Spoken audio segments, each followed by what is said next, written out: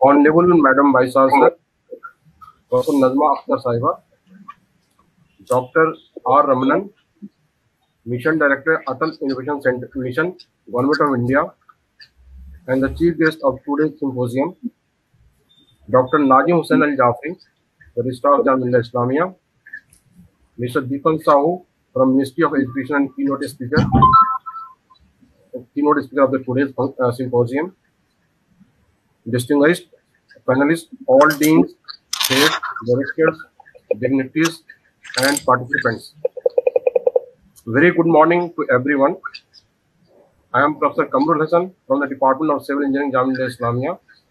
I, on behalf of Jamia, feel privileged and honored to welcome you all to the E-Symposium on National Innovation and Startup Policy for HEIs as a foundation path towards Atma Nirbhar Bharat, organized by the Center for Innovation and Entrepreneurship, Jamia Islamia. We are overwhelmed with the response by the scientific research community, academia and industries, and budding entrepreneurs. We have more than 200 participants. The enthusiastic response reflects the hope of the society in innovation and startups initiated by the Government of India to realize its dream of Atma Nirbhar Bharat. I believe that this symposium will showcase the challenging opportunities available for innovators and entrepreneurs. To deliver the welcome address, it's my pleasure to invite Dr. Nazim Hussain Al Jafri, the Registrar of Jamia Islamia. Dr. Nazim Hussain Al Jafri has done his doctorate in ancient Indian history and archaeology. He has extensively contributed to the academics in various capacities, including Deputy Registrar at the AMU, Registrar at the AMU, and many other universities as the registrar with great distinction. Dr. Jafri, apart from contributing as an enabler in the effective implementation of various academic processes and restructuring administrative systems in the university ecosystem, has also published books on proto-historic culture in India, that more than 5 books, and published several papers in national and international journals. Jamia Islamia look forward with great hope to benefit from his wide exposure both in academics and academic administration. Now, may I request Dr. Nazim Hussain Al Jafri to deliver his welcome address. Dr. Jafri, please. Thank you, Dr. Kamrul Hassan. Esteemed Chief Guest of this symposium, Dr. Ramanathan, Mission Director, Atal Innovation Mission, Government of India. Honorable Chair of this symposium, Professor Nazma Akhtar, Vice Chancellor, Jamia Millia Islamia. Respected keynote speaker, Mr. Deepan Sahu, Assistant Innovation Director, Ministry of Education, Innovation Cell, eminent panelists, ladies and gentlemen, good morning to everyone. I welcome all of you in this e-symposium on National Innovation and Startup Policy of Higher Education as a foundation path towards Atma Bharat Nirbhar.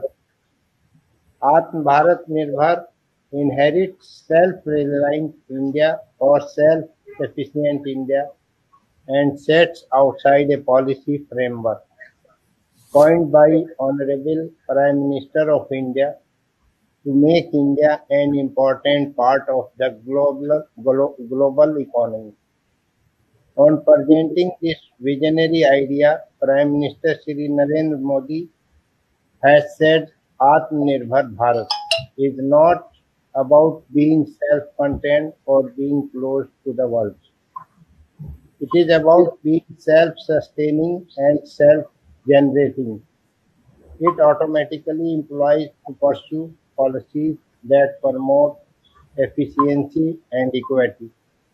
In order to achieve this goal, Government of India is framing and implementing a lot of policies in this direction. National Innovation and Startup Policy is one of these ambitious schemes which have the real promise to implement Prime Minister's vision on the ground. As an integral part of the academic symposium of the e-symposium of the country, Jamia Millia Islamia understands its responsibility to be a part of this visionary idea and working towards the implement of such policies. Decisions, debates, and idea exchange are very important factors for a robust ecosystem. Keeping this in view, Jamia Millia Islamia is always keen to provide the platform for such events, the Symposium on National Innovation and Set up Policy for Higher Education as a foundation path towards Atma Nirbhar Bharat. Is one of such platforms which will hopefully extremely beneficial for the startup ecosystem of the university. With these words, I conclude my address and request the Kamrul Hassan Saab to proceed further in the program. Thank you, sir, for your encouraging and enlightening welcome address.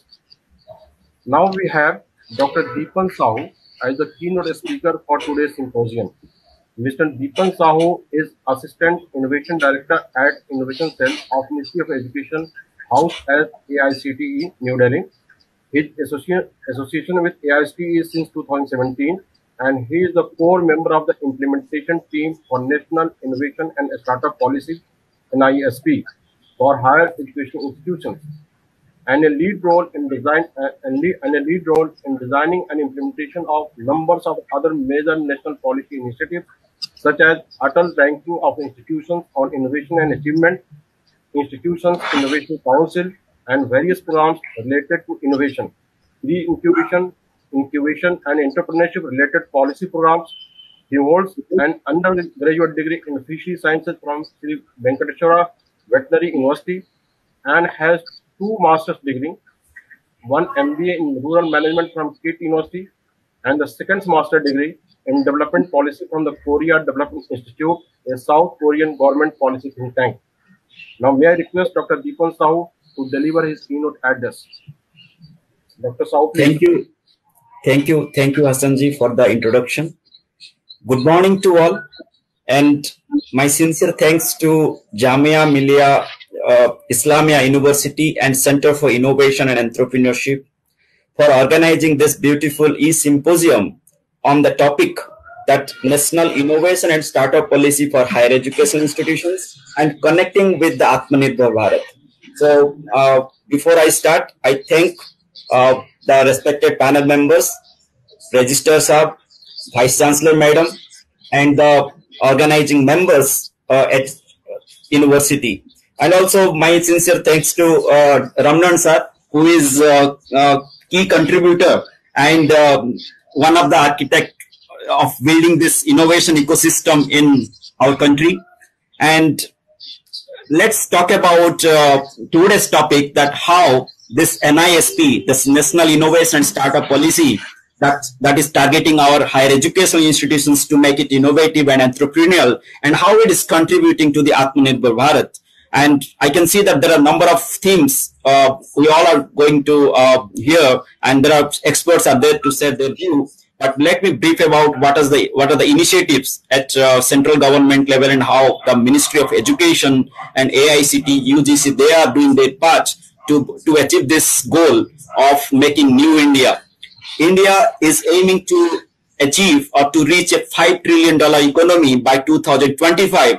And to achieve this goal, India has initiated a number of policy initiatives and reforms initiated by various ministries and the departments. You can name it as a Niti Aayog, Atal Innovation Mission, or it is a Ministry of Science, Ministry of Education, and other ministries are also having similar kind of programs to promote innovation and entrepreneurship. But here, I'm really glad to see Ramnan sir who is heading this Atal Innovation Mission at Niti Aayog, and from ministry side, the innovation cell established by Ministry of Education at AICTE also have a number of policy initiatives to make our higher educational institutions innovative, because education is the foundation, and the quality education actually has great role to make this goal to happen. And towards this, the recent policy reform of national education policy is great role to play, because the recent edition of national education policy is focusing on the quality education, and it is greatly emphasizing upon innovation and entrepreneurship and research as integral part of the policy, and it highlights that interdisciplinary and multidisciplinary approach at education level, and trying to break the barrier of private and government, and equitable focusing on research, starting from school level to the up to the highest level of the academic. So now comes to the how this innovation cell at Ministry of Education is actually doing since last 3 years. As all of you know that when government started this Stand Up India and Startup India Action Plan in 2016, soon AICTE came up with the policy called AICTE Student Startup Policy in November 2016, but it was primarily focusing on the technical institution. But later ministry has said that make it a national innovation and startup policy, and established this innovation cell at AICTE, focusing on all technical, also the non-technical institutions. Currently, India has more than 51,000 higher educational institutions. More than 45 million students are studying in this institution. But the irony is that only 1% of the total higher educational institutions are actually doing some innovation and entrepreneurship. When we started the program 3 years back, good part is that in last 3 years, we have achieved to the 5%, and more than 5,000 institutions have established and streamlined their innovation ecosystem in the campus. They have trained faculties, and they are playing the role of mentor to provide supports and guidance to the student innovations and startups. And this number of faculty mentors has increased to the 15,000 in last 2 years. So we have created a very network of these faculty mentors. Those are helping the students, and simultaneously also we have established a IIC model that is called Institutions Innovation Council model to streamline and to strengthen the campus ecosystem by ensuring that throughout the year activities relate to innovation, entrepreneurship and IPR, and helping the institute to mobilize the resources from the different avenues and different sources, and deploying them and generating impact at the ground. So this is the IIC model, is equipped with incentive and a decentralized way of promoting innovation and supporting innovation and entrepreneurship at the campus level. Another initiative at the of ministry is called, we have framed one ranking framework. It is called Atal Ranking of Institutions and on Innovation Achievements, which converted the subjective nature of the ecosystem into objective nature by categorizing the whole ecosystem exist in the higher educational institutions into measurable form. So we are helping the institutions to demonstrate their innovation and entrepreneurship efforts by providing data and informations in the portal, and it helps the institute to measure their ecosystem, and they know in which component they are strong and in which component they are weak. Accordingly, they can compare with other institutions' ecosystem. Also, they can focus their efforts and they can channelize the resources to strengthen that ecosystem further.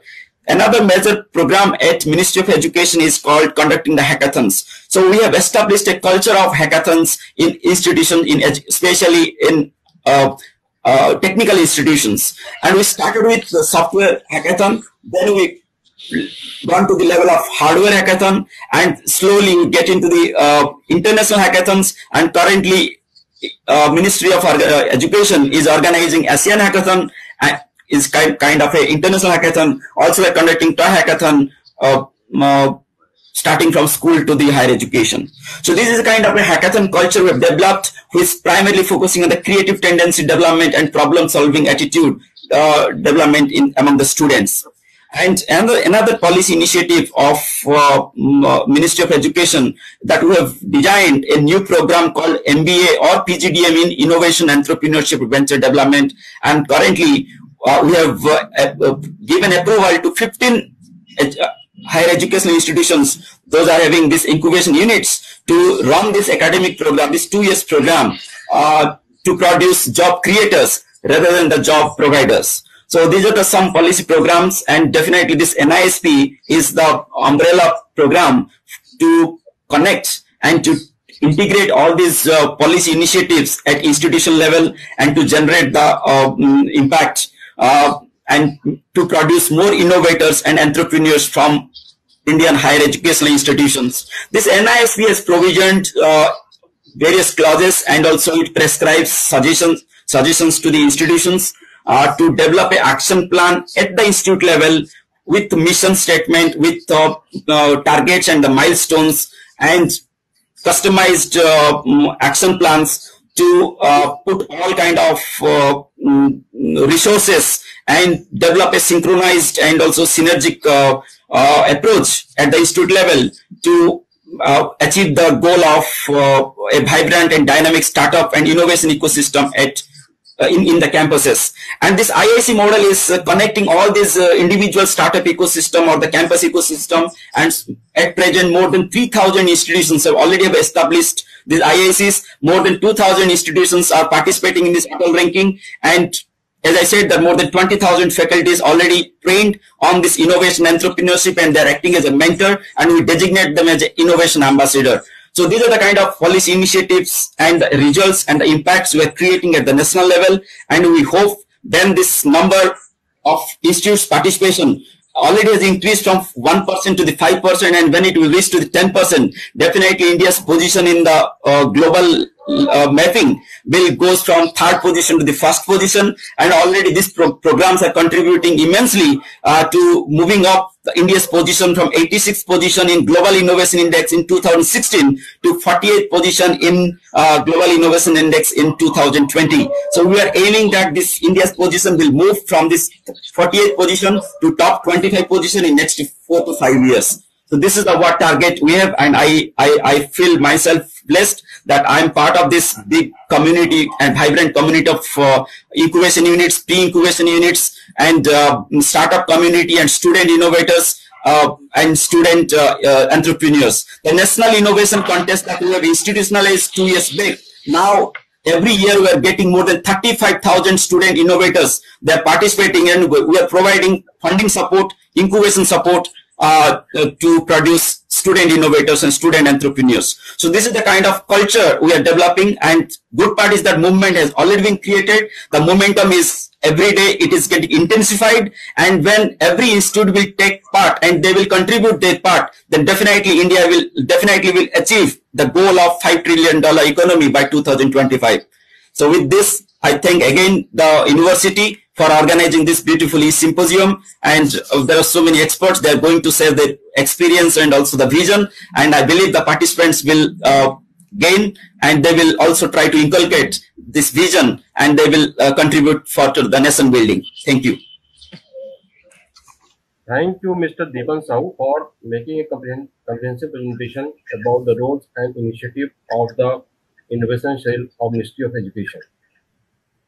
Now we have with us Dr. R. Ramanan, the chief guest of today's symposium.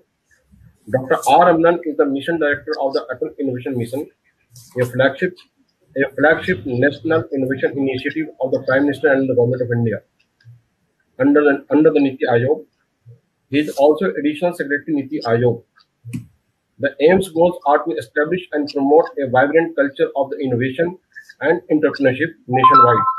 As the mission director of AIM, Dr. Ramanan has been instrumental to date in the launch and execution of several nationwide innovation and entrepreneurship initiatives, resulting in 10,000 plus Atal Tinkering Labs being established in schools nationwide, with 5,000 plus operational in 650 plus districts, and over 2 million students having access to innovative tools and technologies like 3D printers, robotics, miniaturized electronics, do-it-yourself kits. 102 Atal Incubation Centers being established in university and industry, hosting startups. 24 Atal New India Challenges to stimulate product innovation along with the ministries of India. One of the largest mentorship networks with over 10,000 plus registration nationwide. AIM, InnoNet, to mentor young school students and startups in the tinkering labs and the incubators. Dr. Ramnan was previously Managing Director and CEO of the CMC Limited, a subsidiary of the globally acclaimed Tata Consultancy Services. We are privileged to have Dr. Ramnan with us this morning as a chief guest. May I request Dr. Ramnan for his address? Dr. Ramnan, please. Thank you, Dr. Hussain and Hassan, and good morning to everybody who has logged on to this call. My special thanks to the Vice Chancellor, Najma ji, to Dr. Naseem Hussain Al-Jafri, to Dr. Abdul Shakur, and of course, fellow panelists and speaker Dipan Sahu, who has so eloquently brought out the need and the importance of innovation and innovation startup policies in the country. Before I proceed ahead, let me hope that every one of you is hale and hearty in spite of these very difficult COVID-19 circumstances, and that all of you are practicing the advocated safeguards to keep yourself healthy and safe. It is indeed a pleasure and a privilege for me to be able to participate in this deliberation, which everyone in India should be very passionate about and which I am very passionate about. And that is a deliberation on the role of innovation startups in our Indian environment, the need for policies enabling the same, and the role of universities like the esteemed Jamia University, which is more than 100 years old and which has had so many accomplishments to its credit. I want to congratulate the university for its various achievements under the leadership of the Vice Chancellor and several other chancellors who have been before them. And it is important that the university becomes a vital part of the ecosystem for driving innovation and entrepreneurship across the length of our country. The theme is about Atma Nirbhar Bharat and how Atma Nirbhar Bharat can be embraced by everyone in the country. And the universities, the educational system has a very important role to play in the embracing of this initiative. After all, Atma Nirbhar Bharat is about creating a self-reliant India. And the Honorable Prime Minister in his clarion call of Atma Nirbhar Bharat outlined the importance of 5 pillars which drive Atma Nirbhar Bharat. First and foremost is the pillar of the demographic dividend. How do we ensure that our country, which is the youngest country in the world, which is the largest sovereign democracy in the world, and which has more than 1.3 billion people, out of which over 65% of our country is under 35 years old, a country which has 1.4 million schools, over 10,500 engineering and related institutions, and over 39,000 colleges, is able to galvanize, catalyze, accelerate a spirit of innovation and entrepreneurship in our young students, from our schools, from our universities, from the industry. And how do we ensure that the hopes of 1.3 billion people in our country are met by these 150 million to 200 million young students who are going to be entering into the workplace? After all, this energy, this youthful energy that is available to our country is unmatchable in most of the other countries. And if we don't accelerate and empower our young students in our universities, in our schools, with the spirit of innovation and with the spirit of entrepreneurship, then it is ours to lose. So we have to ensure that this pillar of demographic dividend, which is a very important pillar of the Atma Nirbhar Bharat, is catalyzed into a spirit of problem-solving, innovative thinking. And as Dipan pointed out, how do we create a nation of job creators, not just job seekers? The second pillar that the Honorable Prime Minister in his clarion call identified was a pillar of infrastructure. We are a very large country. We have over 715 districts in our country. We have more than 4,000 small towns and cities. We have 650,000 villages. We have only 8 tier 1 cities. And we have 70 to 80% of the population flocking or trying to come to these 8 tier 1 cities for their livelihood, for their sustainability, for improving their lives. How do we ensure that our infrastructure across the country improves and an ecosystem of innovation, local and local job creation is enabled? We need thousands of hubs of innovation and job creation. We need hundreds of smart cities, not just 8 tier 1 cities. We need to ensure that the 650,000 villages that we have in our country also become local hubs of innovation and job creation. Now, that is only possible if a very holistic approach is taken to ensure that. And a holistic approach is possible only by driving innovation, entrepreneurship, skill development on a massive scale. So universities have to calibrate how you can make this happen. How you can not only ensure that the students of your university get the benefit of superior education, the spirit of innovation and entrepreneurship, but how can you reach across to all the other places and enable that? And that is possible because of the third pillar that we are talking about, and that is the pillar of technology. Technology is becoming affordable, accessible, available, and advanced. If you want to ensure that we bring the benefits of education, innovation, and entrepreneurship to every nook and corner of the country, you need to ensure that our people, our demographic dividend, our young students are educated in the latest technologies upon which solutions are being created.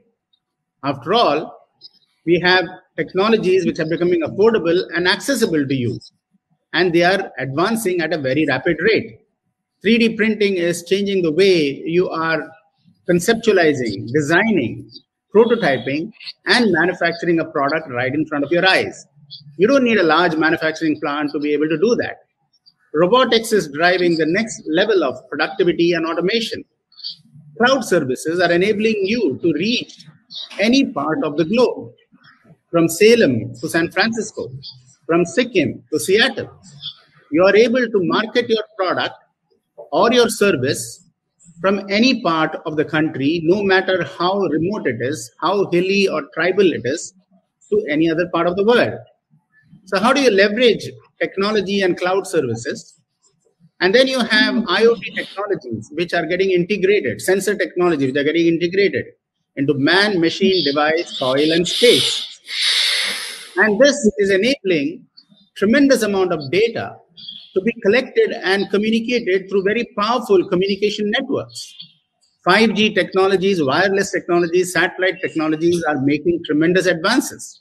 As a result of which, you are able to communicate data from multiple sources, including the devices, sensor devices, which are being integrated, like I said, in man, machine, plant, soil, or space, to large computers or small computers and very advanced supercomputing, nano computing technologies. And then you have software engineering, which has reshaping the way we are conceiving solutions across the world. Very powerful algorithms are now possible with big data analytics to be able to process these large amounts of data and identify patterns and make decisions. And that is why technologies like artificial intelligence is making a lot of sense today to all of us. Artificial intelligence has been talked about even 30 years or 40 years ago. When I was in school, they used to talk about artificial intelligence. But never in the history of the world and never in the history of our country does artificial intelligence make so much sense. Because now you have the ability to process, because of advanced computing, advanced communication, advanced sensor technologies, tremendous amounts of data to mimic human intelligence and to be able to create solutions for our people. And we have many challenges. That comes to the next pillar, the pillar of socio-economic demand. Why is socio-economic demand and progress so very important? The socio-economic progress is very important because we have still many, many challenges in our country. 22% of our country is below the poverty line. 44% of our country is agri-economy based. 115 of the 715 districts are aspirational districts, which are at the bottom of the pyramid in terms of basic access to healthcare, education, clean drinking water, sanitation, waste management, and even access to manufacturing and job creation. So we need to ensure that these challenges are addressed. The socio-economic divides are bridged.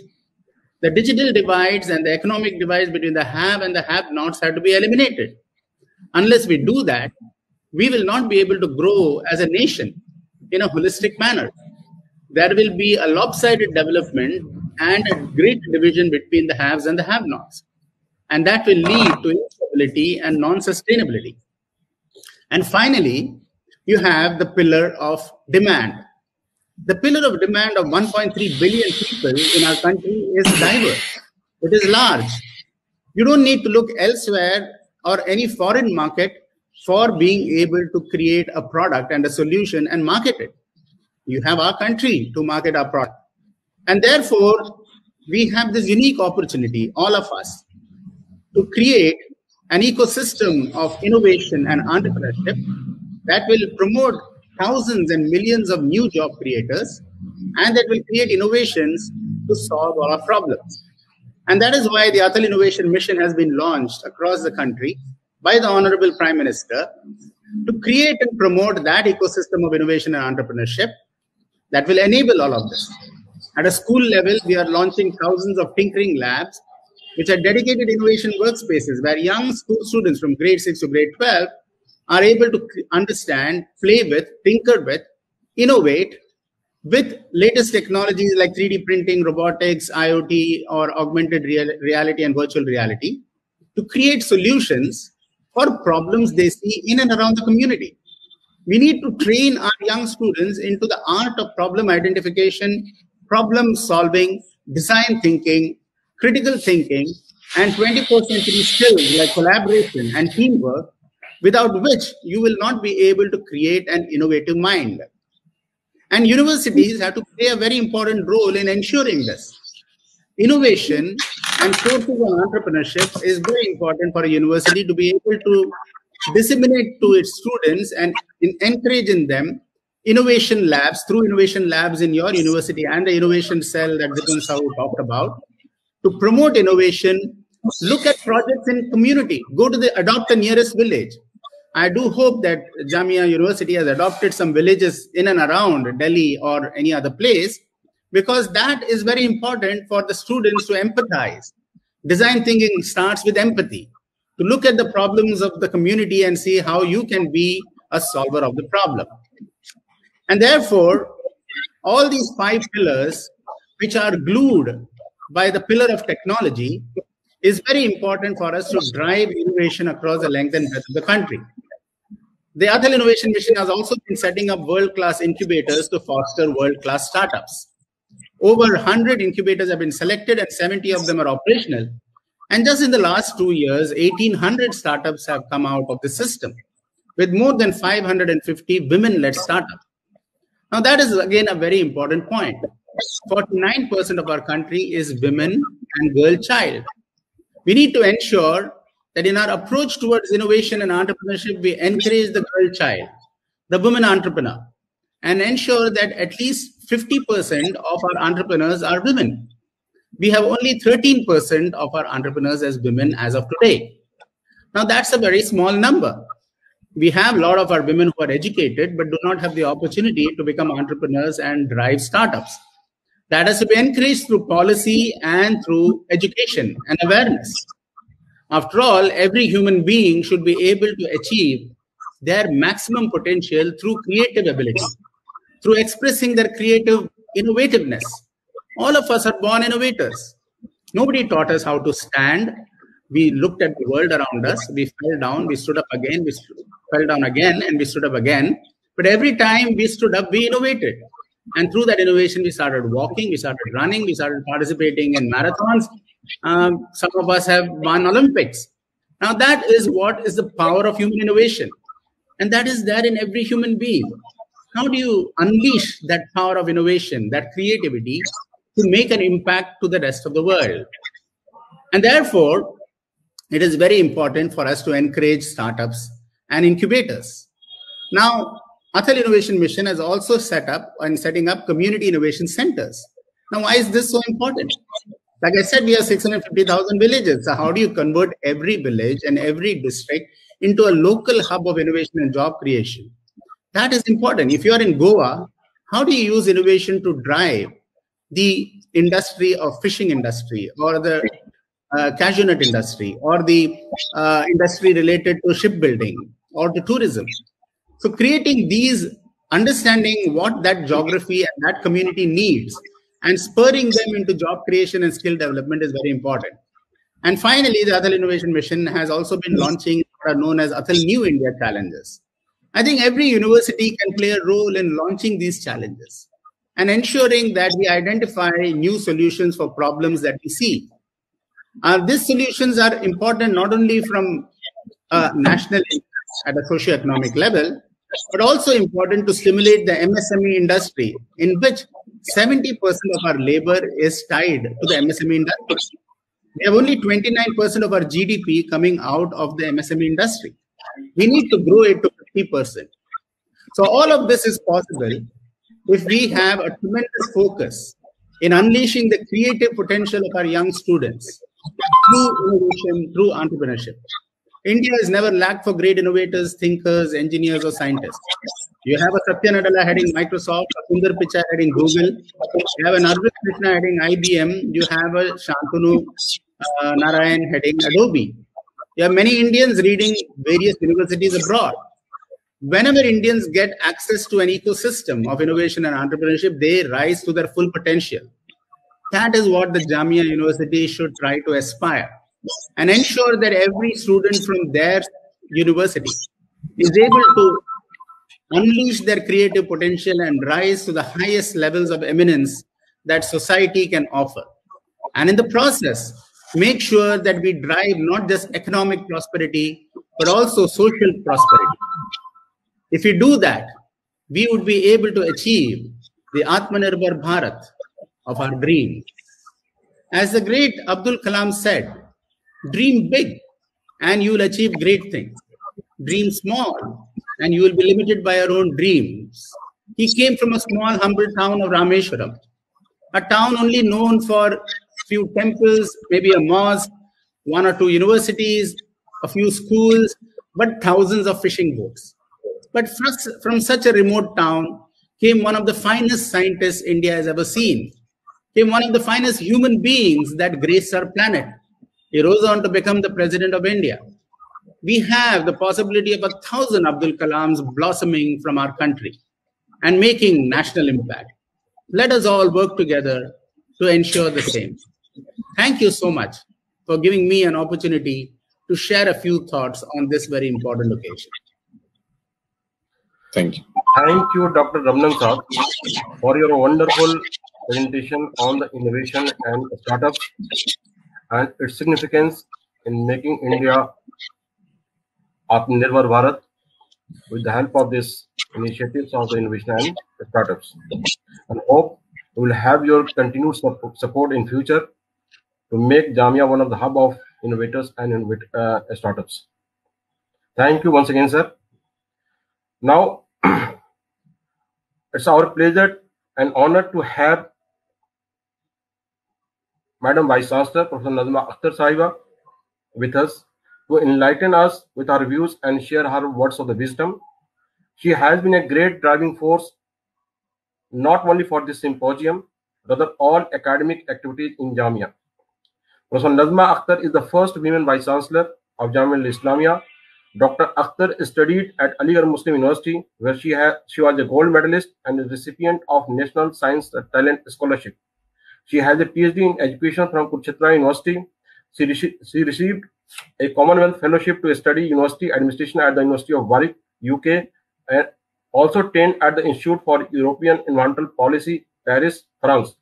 Professor Akhtar worked for 15 years at the National Institute of Educational Planning and Administration, NIPA, leading courses for senior officials from 130 countries. She established the first state-level management institute at Allahabad and was the controller of examination and director of academic programs at Aligarh Muslim University. She has been a consultant to UNESCO, UNICEF, and DANIRA. Professor Akhtar has been an advocate for gender equity and is known for leading teams of diverse cultural backgrounds. Jamia has achieved phenomenal accolades under the visionary leadership of our Vice Chancellor, Madam.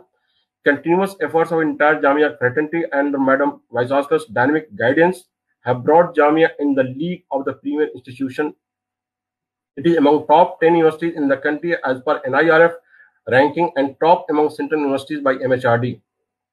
Thanks, Madam Vice Chancellor, for your kind leadership. May I now request you to say your enlightening words for the symposium. Madam Vice Chancellor, please.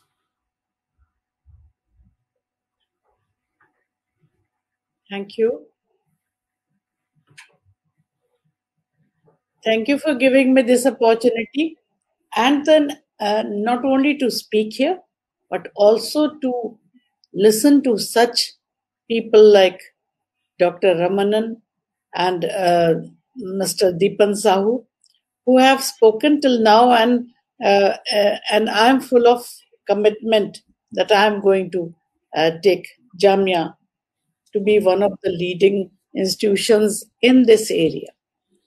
And it's a right time to start. We are going to start a department of design and innovation, and all the ideas that came from Dr.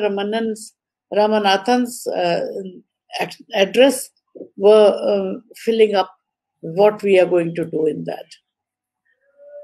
So let me begin. The chief guest, Dr. Ramanathan, the registrar, Dr. Nazim Hussain Jafri, the keynote address, keynote speaker, Mr. Deepan Sahu, all the learned panelists, participants, ladies and gentlemen, a very good morning to all of you. And it's a good day to speak about innovation with such nice sunshine outside. The Ministry of Education, under the leadership of the Honorable Prime Minister of India, has put a thrust on innovation and entrepreneurship. The National Innovation and Startup Policy, NISP 2019, is the offspring of this initiative. The National Innovation and Startup Policy provides foundation for promoting innovation and entrepreneurship among the students, faculties, and all stakeholders of higher education institutions. We are mainly dealing with the institutions right now. Otherwise, it is beyond education department and beyond education ministry also. The National Innovation and Startup Policy sets out the framework for India's endeavor to become $5 trillion economy by 2025, as envisioned in the strong leadership of our visionary Prime Minister, Mr. Narendra Modi.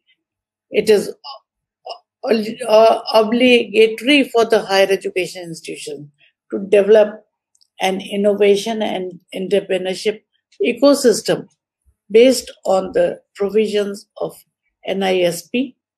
It is almost compulsory, and every institution should go for it.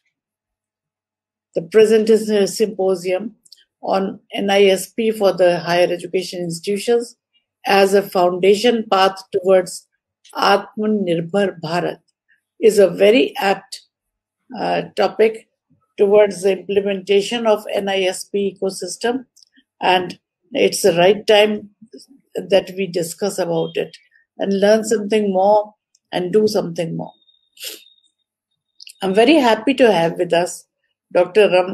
Ramanathan, who is one of the brains behind NISP, and also Mr. Deepan Sahu, who is one of the enablers for NISP implementation. We all know that if the thoughts are correct and if the implementation is correct and known to those who are implementing it, then we are going to be successful in implementing it.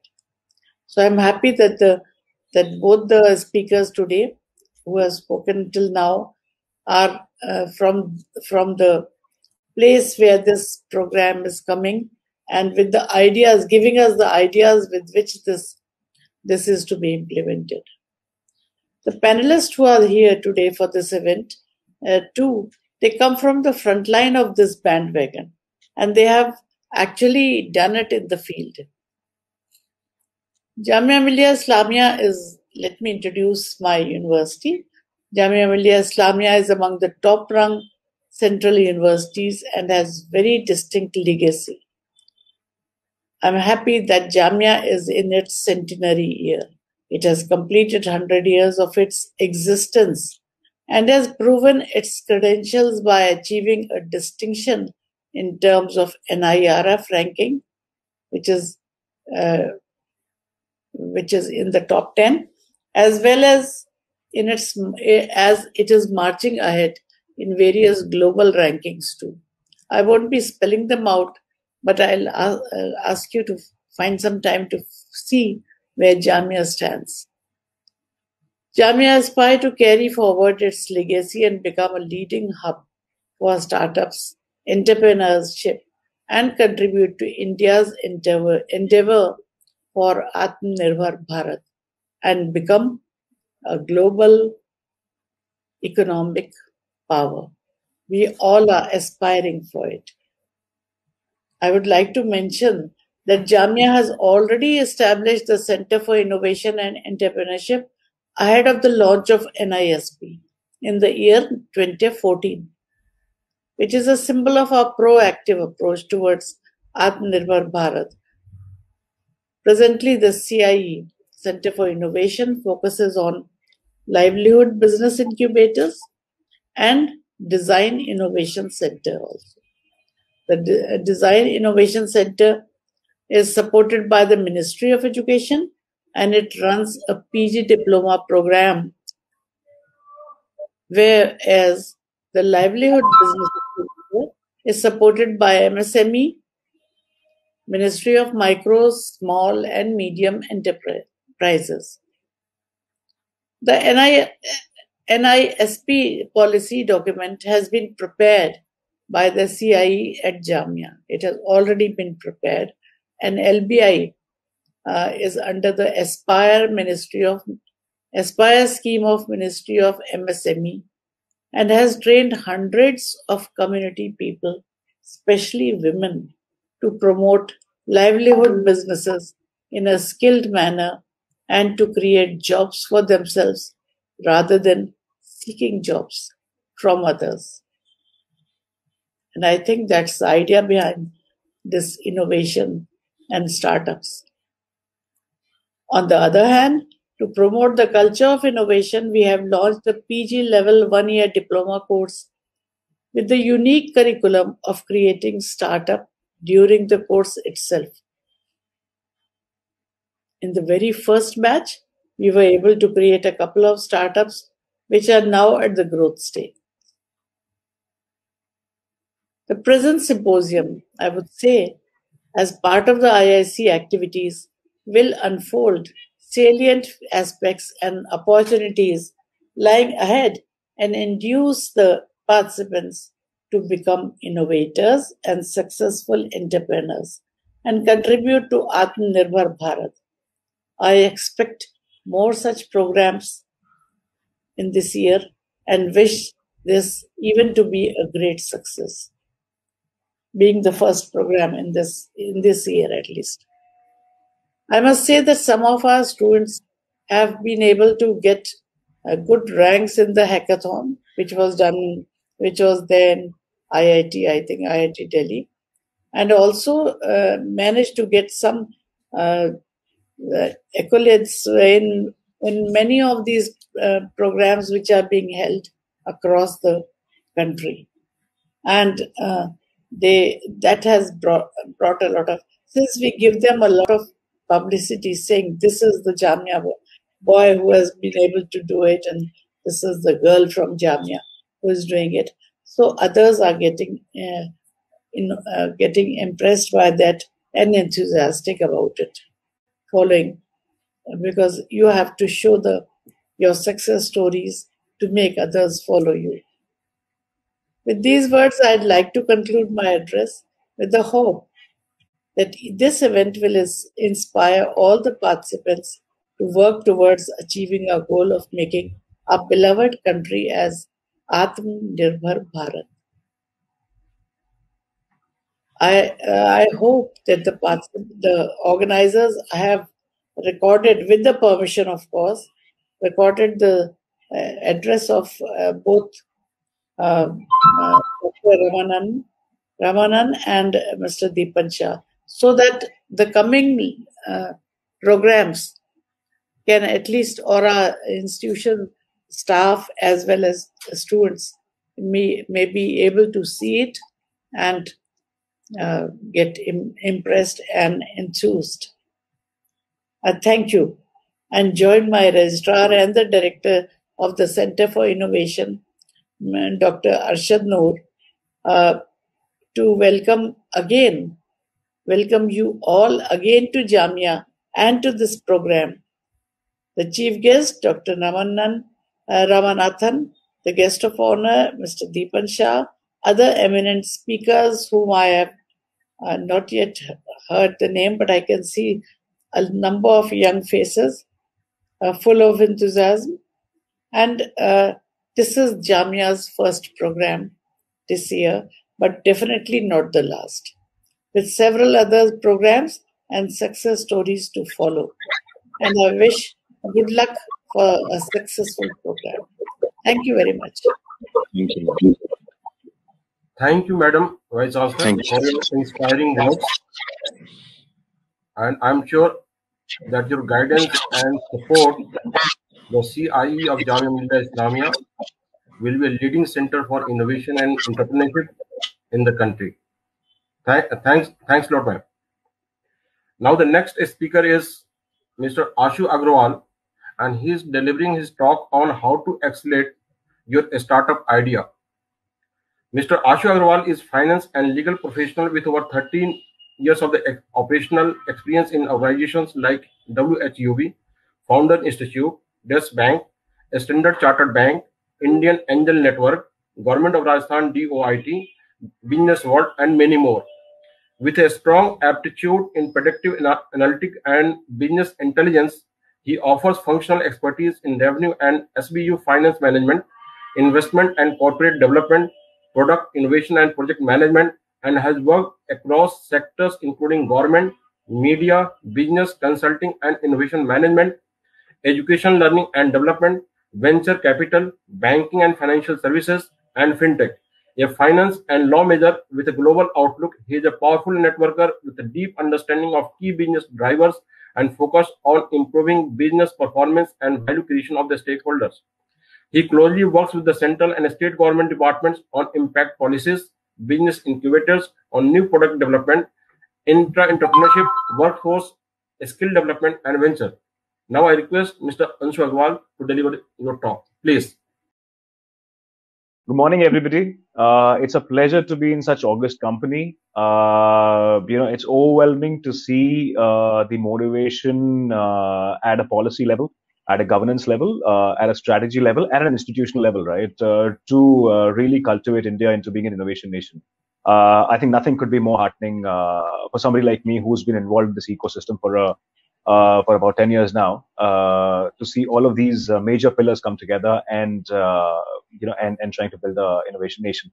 So what I'm supposed to sort of speak on is essentially on how to accelerate startups. It's a topic which is slightly more larger, but I'll try and narrow it down here at an institutional level. Or for an institution, what does it take to sort of have an institution which can create the right kind of an impact, right? A lot has been said by Mr. Sahu, a lot has been said by Mr. Ramanathan. But essentially, when I look at it, right, I look at it in three forms, right? If you have to look at or have a successful startup and the responsibility of an incubator, right, can be divided across three major pillars. First is mentor, second is market, third is money. Mentorship is a very, very critical element, right? Often a very casually and a loosely used term or terminology, and to kind of demonstrate the intent. Unfortunately, at a business level, a lot of that mentorship starts to fall apart, right? And that is largely because most of these startups that are kind of starting out are essentially in a resource-constrained environment. In a resource-constrained environment, it gets very, very difficult for a lot of experts to really come down to that level and understand those day-to-day challenges, right? Second, I think the markets have become a lot more dynamic. Mentorship for any institution is very, very critical. And I think while there is an academic support at institutional level, what is also important is to bring industry experts. And that is also very, very important because a lot of these industry experts are kind of now witnessing that change. They are part of that change. They're part of the customer acquisition process or the product development process. In an accelerator that I have built in the past called BW Accelerate, we had about 300 CEOs and CXOs who we had invited to work with the startups that we had housed, accelerated, and incubated. And what we did in the process was to really shorten the learning curve for a lot of these businesses, right? They don't have to go through a typical churn, which they otherwise have to. So I very sincerely believe that as an institution, at any institution, there has to be a very strong repository of industry professionals to come in and work with academia. There has to be a formal platform. There has to be an assessment of, what does a startup require at what stage, and it's a dynamic process.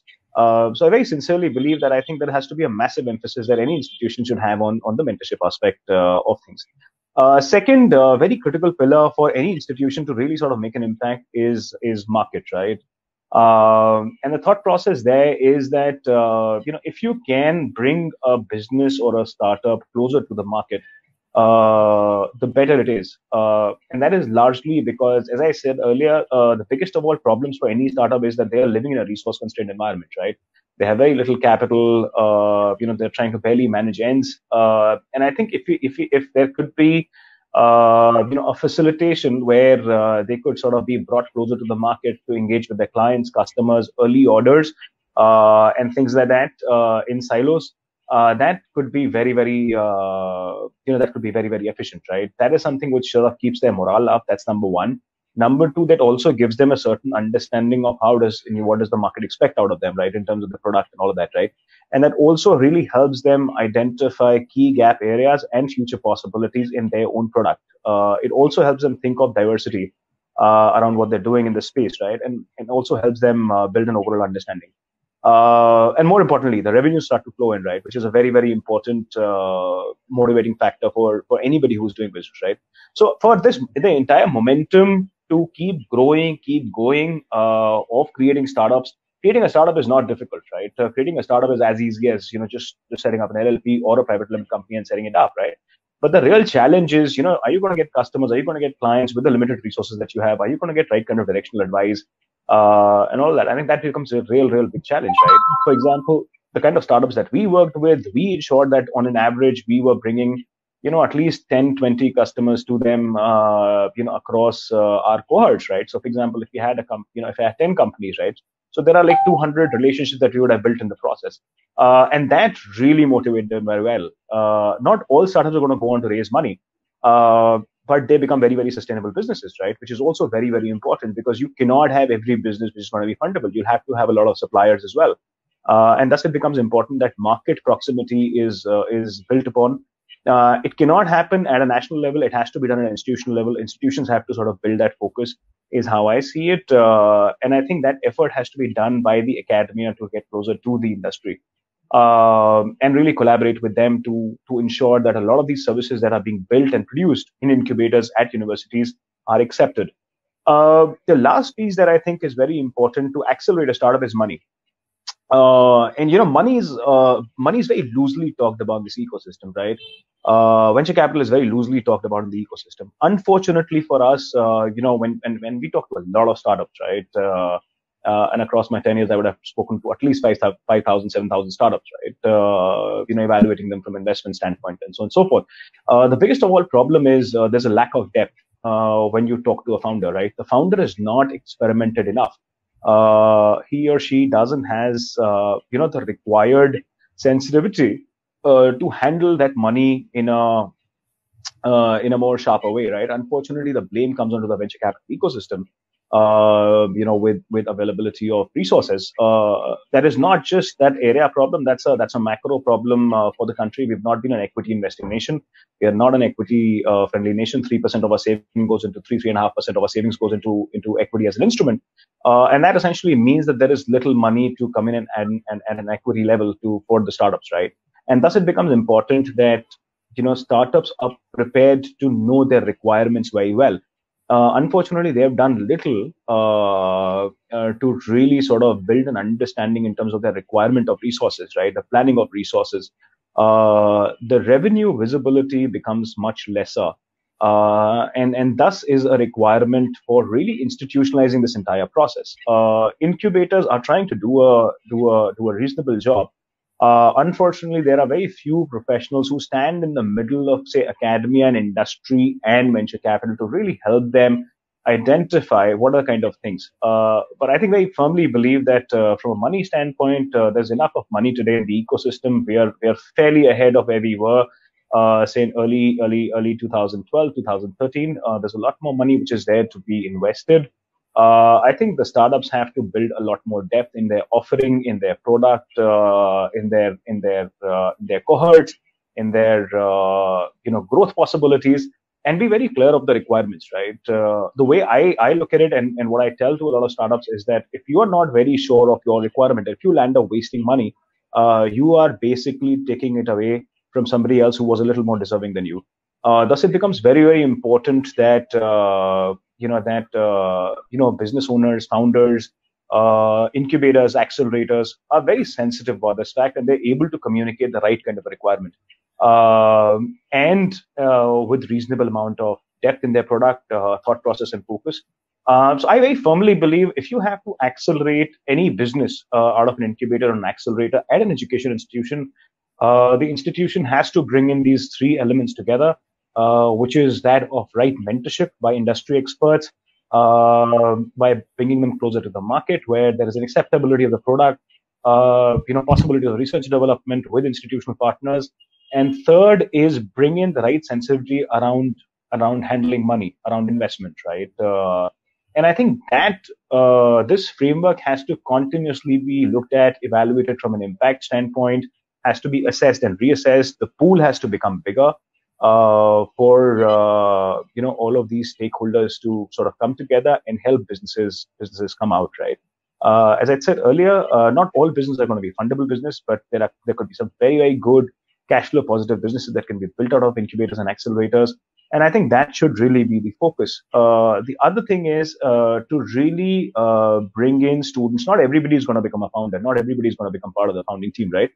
But to help other students become a part of it, even for a small duration, is going to be very helpful for the other students to think on innovative lines, innovation possibilities. And even if they don't become part of those particular startups for a longer term, I think they're eventually going to go on to bring in that mindset, that entrepreneurship mindset, either in their work or possibilities that they look at a future date, right? So I think I overall feel that any institution is in a very unique position to kind of create an impact which is very, very important, very significantly needed at this point of time. Mr. Sahu mentioned that there are so many education institutions that are there.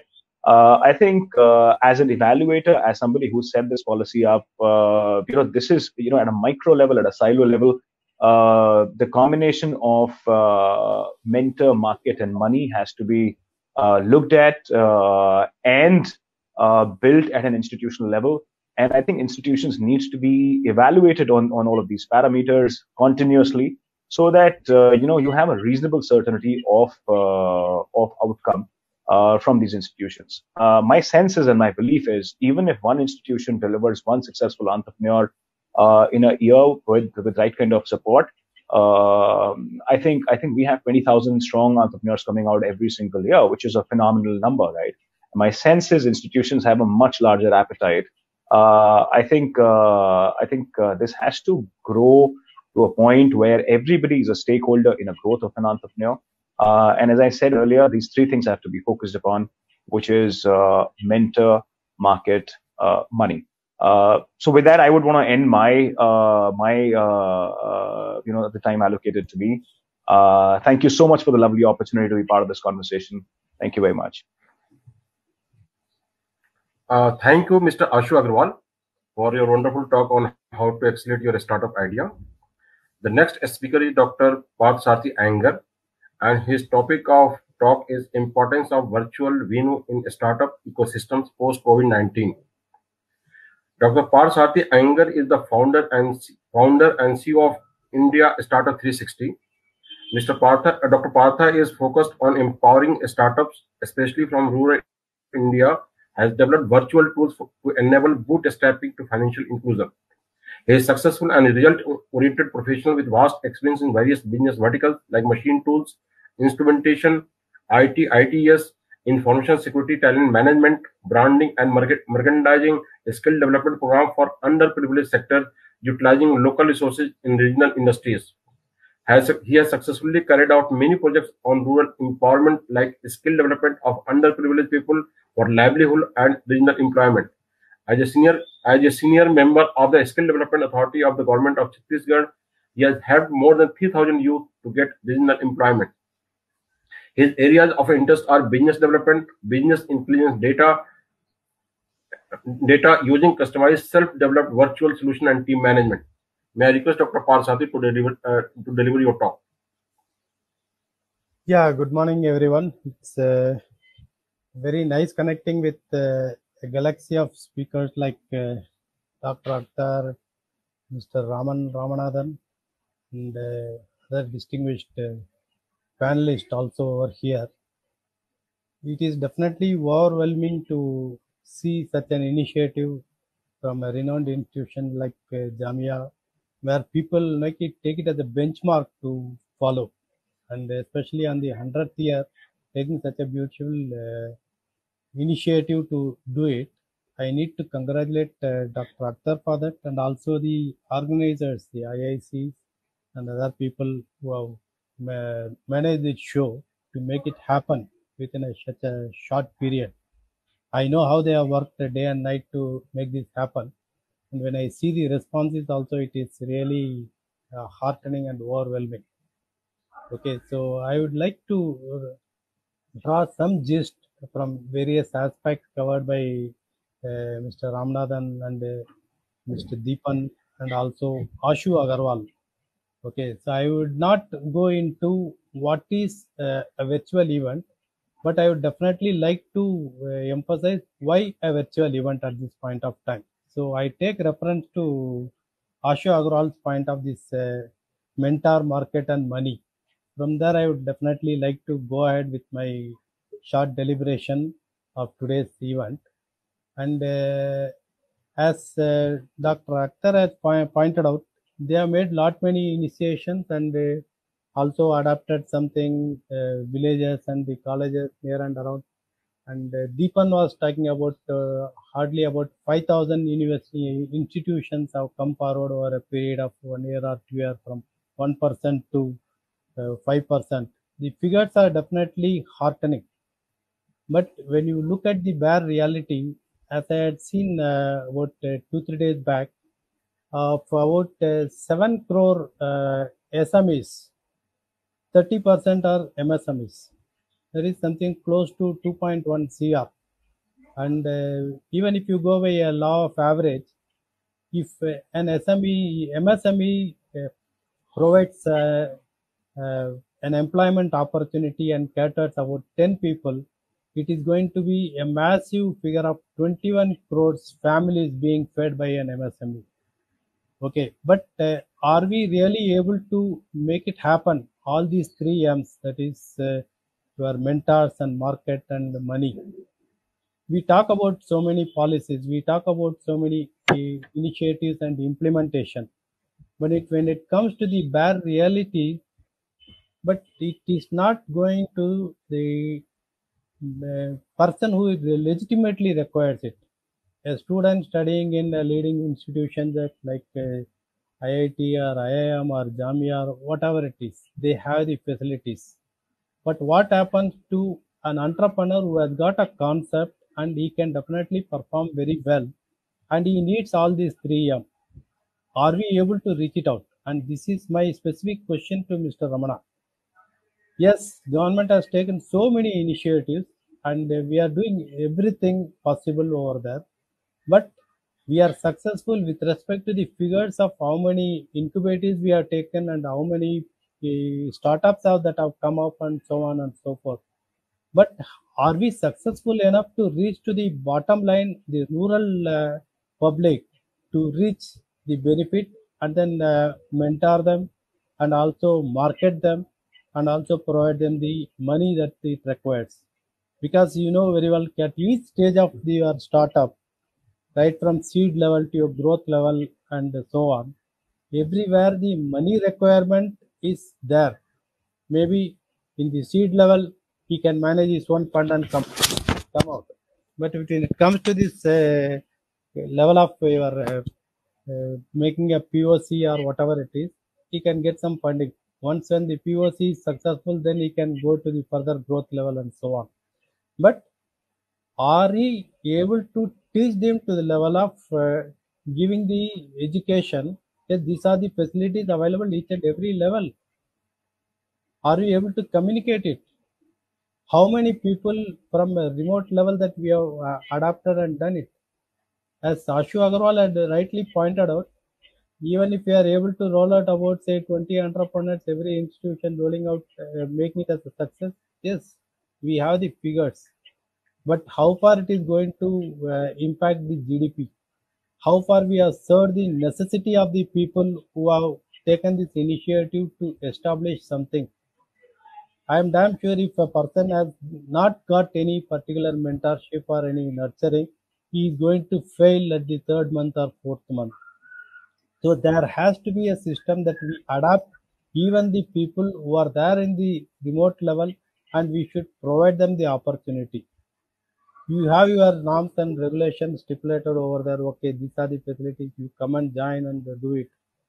I am not blaming the system or whatever it is, but I need an open-minded and an open site, so that we should adapt even the remote person who can at least incubate remotely.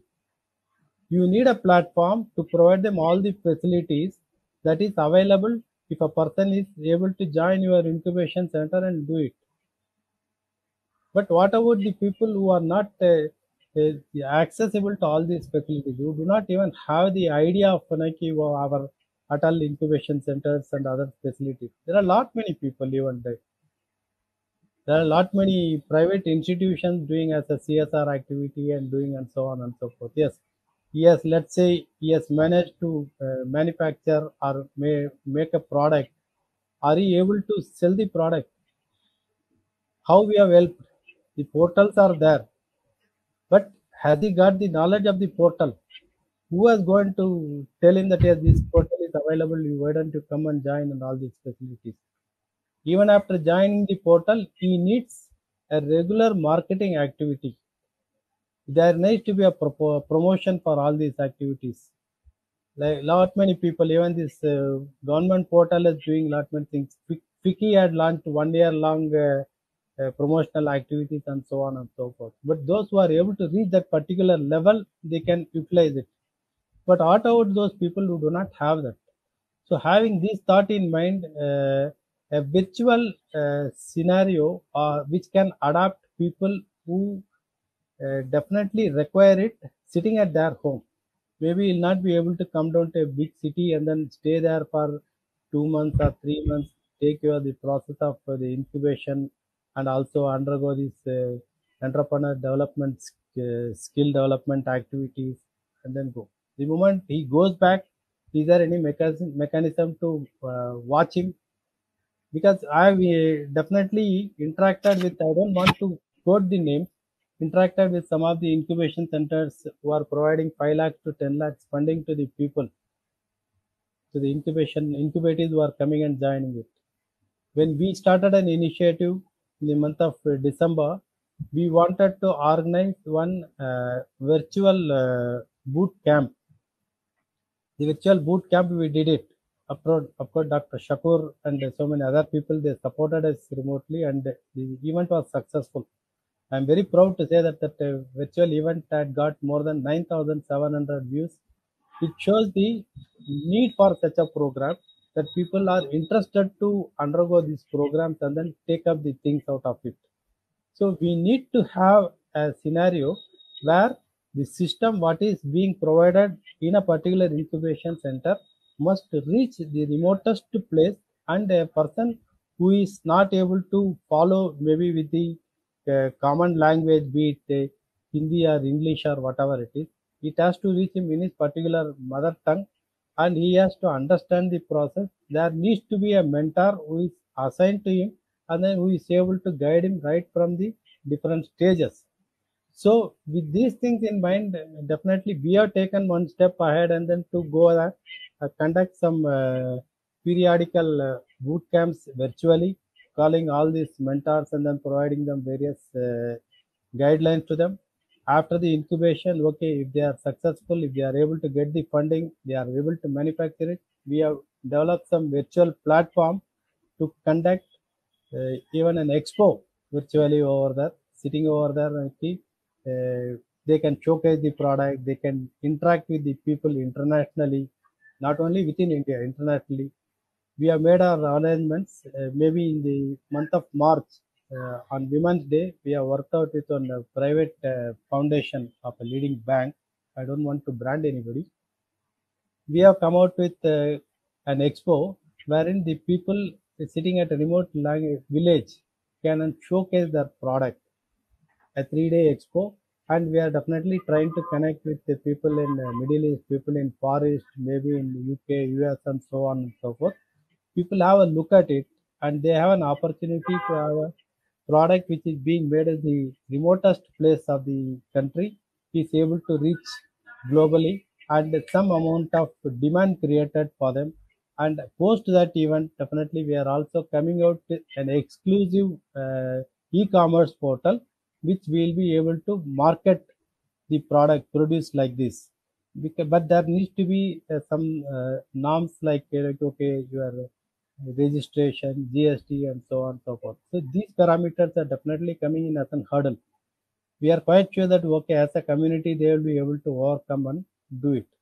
So what I request to all the stakeholders, or at least all the panelists and the chief guests present over here, please don't stop this activity at this point.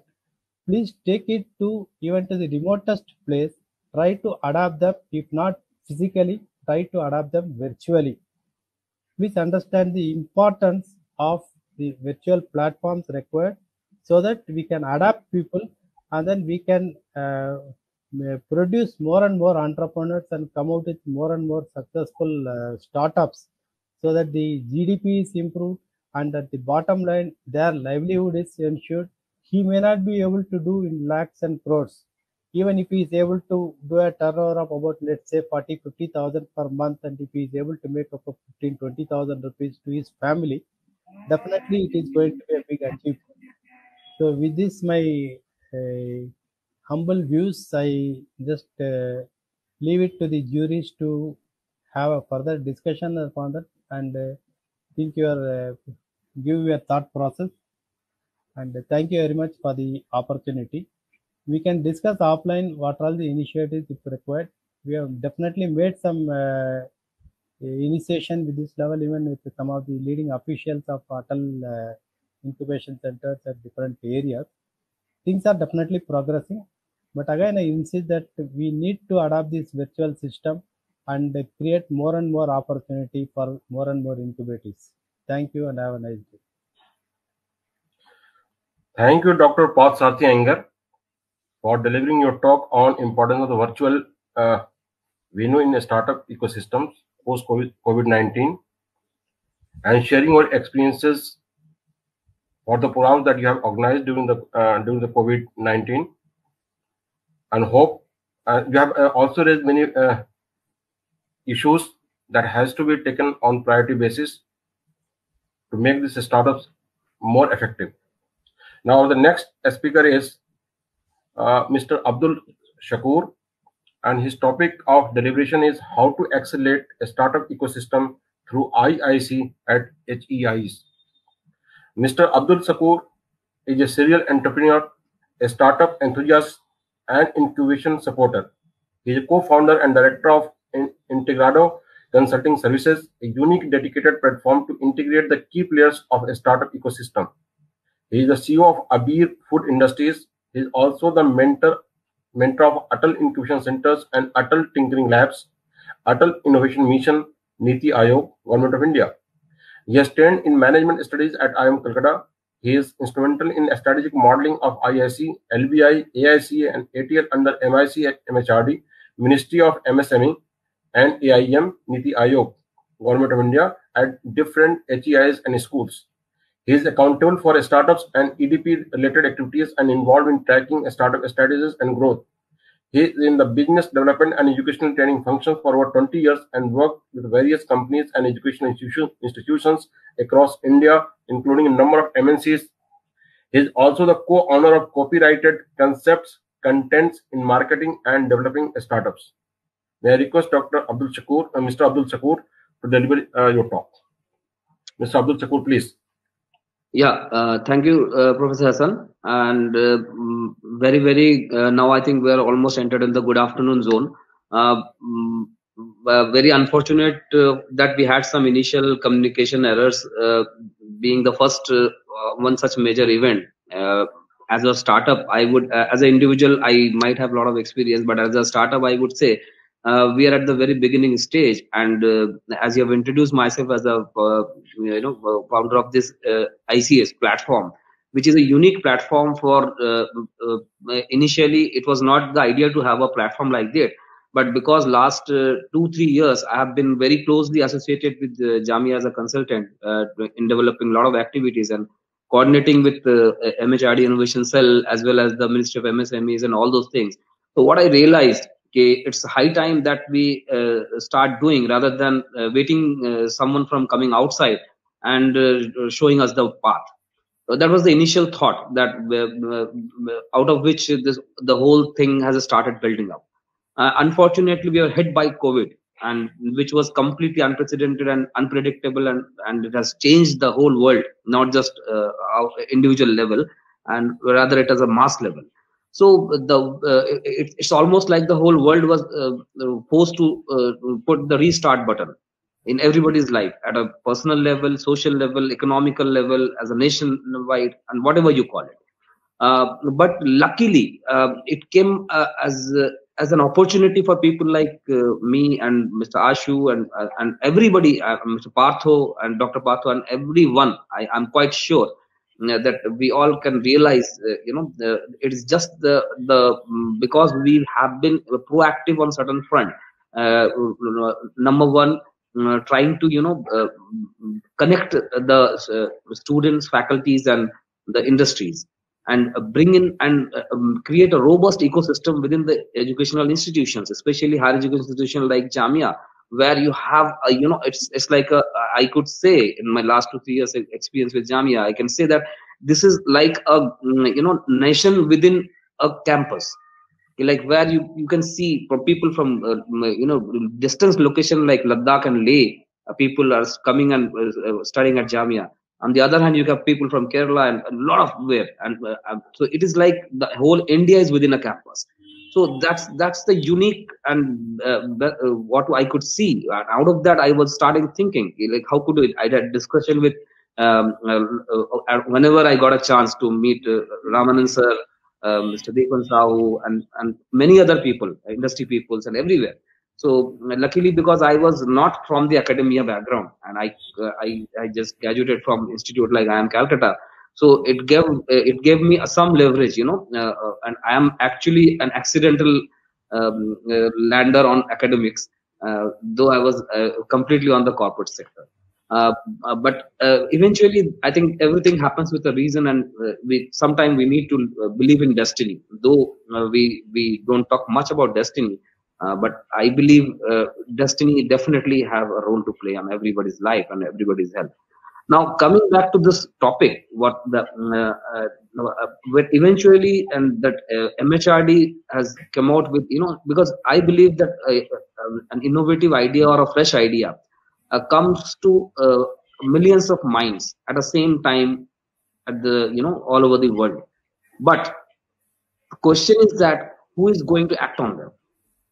So trying to credit on idea level is actually a childish act, I would say, based on the facts.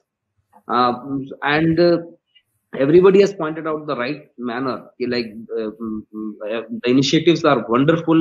India as a nation has been always be one of the best policy makers in the world. There's no deny and no doubt about it. But when it comes to an execution and implementation of policies, that is where we are one of the poorest, unfortunate. Of late, it has increased. Definitely, we have improved a lot in the last 5 years, 10 years, or 15 years down the line. We have definitely improved a lot. There's no denying on that, and that gives a hope for people like us to stay in India and try to contribute as much as we can and really make it an Atma Nirbhar Bharat, and self-sustained and self-reliable. Now, coming to an institutional level and bringing what we have observed, so India is a huge diversity. India's huge diversity in culture, language, ethnicity, and religion has proved to be both a curse and a blessing for startups.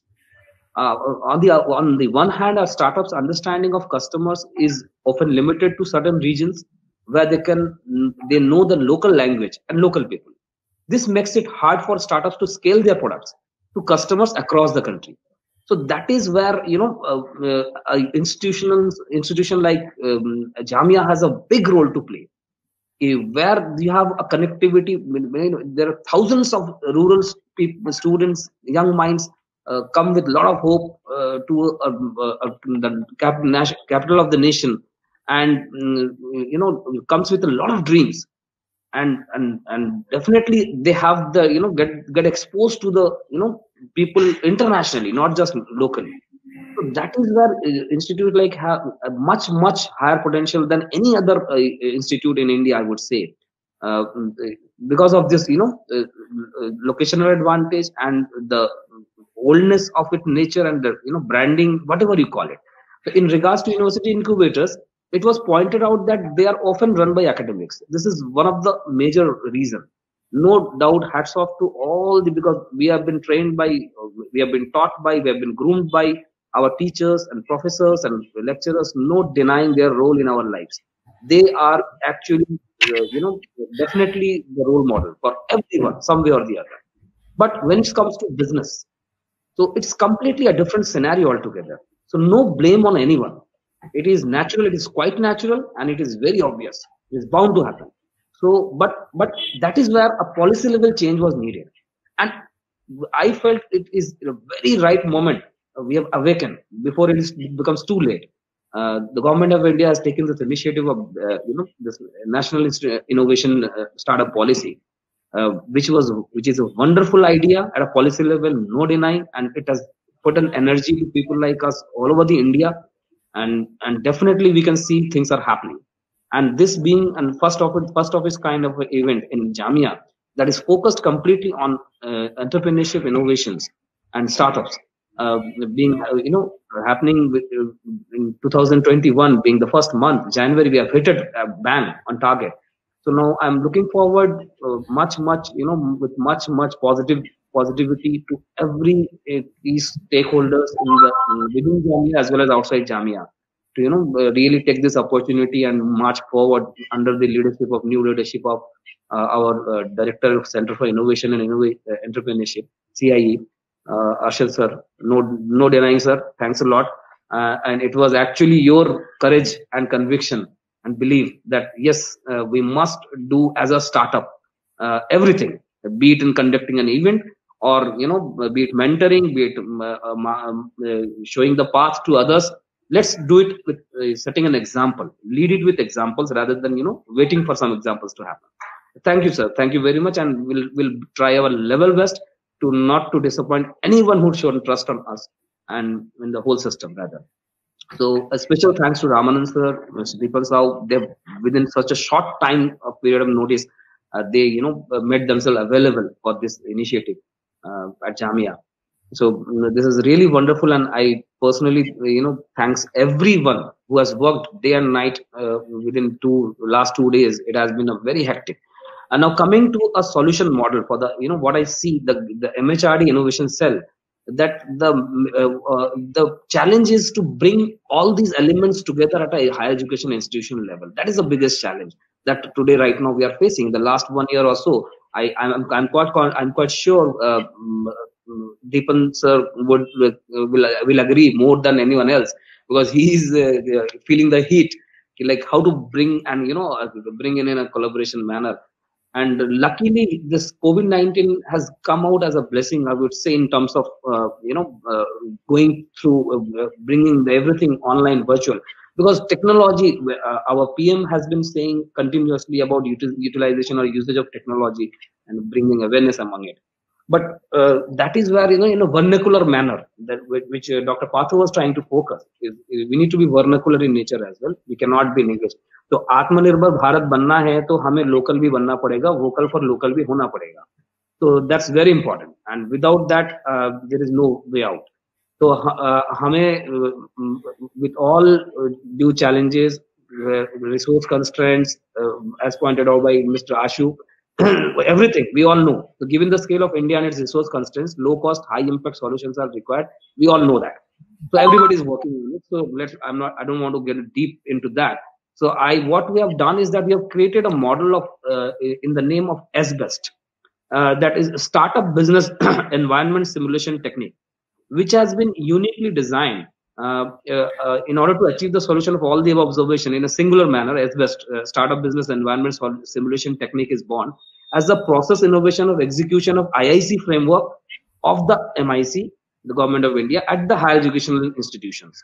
The SBEST model will evolve as a digital integrated platform of networked intelligence using the power of algorithm through application of artificial intelligence in collaboration with platforms like Startup Expo, and there are many other platforms which are emerging every day, and we are continuously bringing up and networking with people to bring more and more virtual and online process to implement courses, mentoring, marketing, and reaching out, creating awareness, or helping people to even go boost innovation. We have divided in the whole model into 3 basic models: in startup mentors, startup skill trainers, startup professionals, startup companies, and angel investors.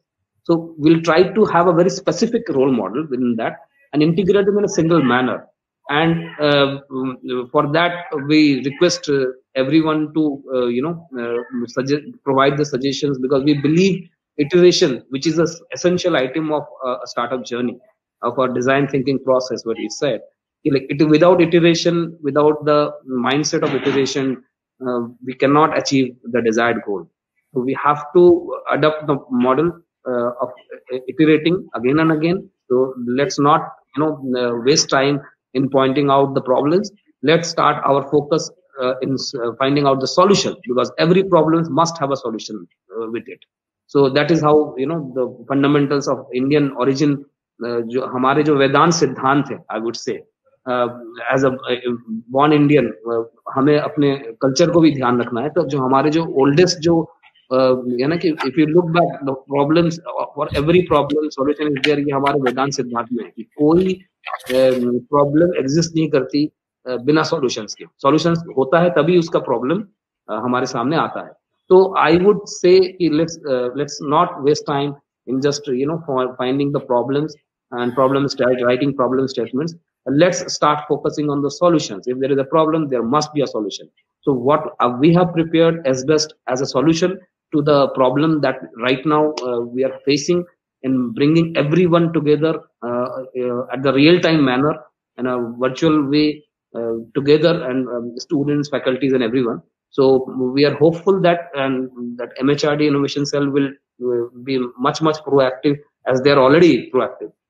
So I must congratulate the whole team for today's event, and special thanks to Arshad sir for taking the courage and giving us an opportunity to prove yes, in Jamia startups can create an impact on the entire ecosystem, not just within Jamia.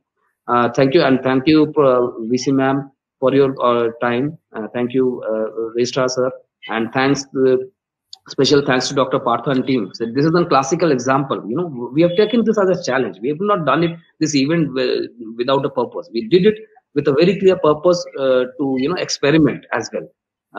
Whether how well impact we can really make with the very execution manner.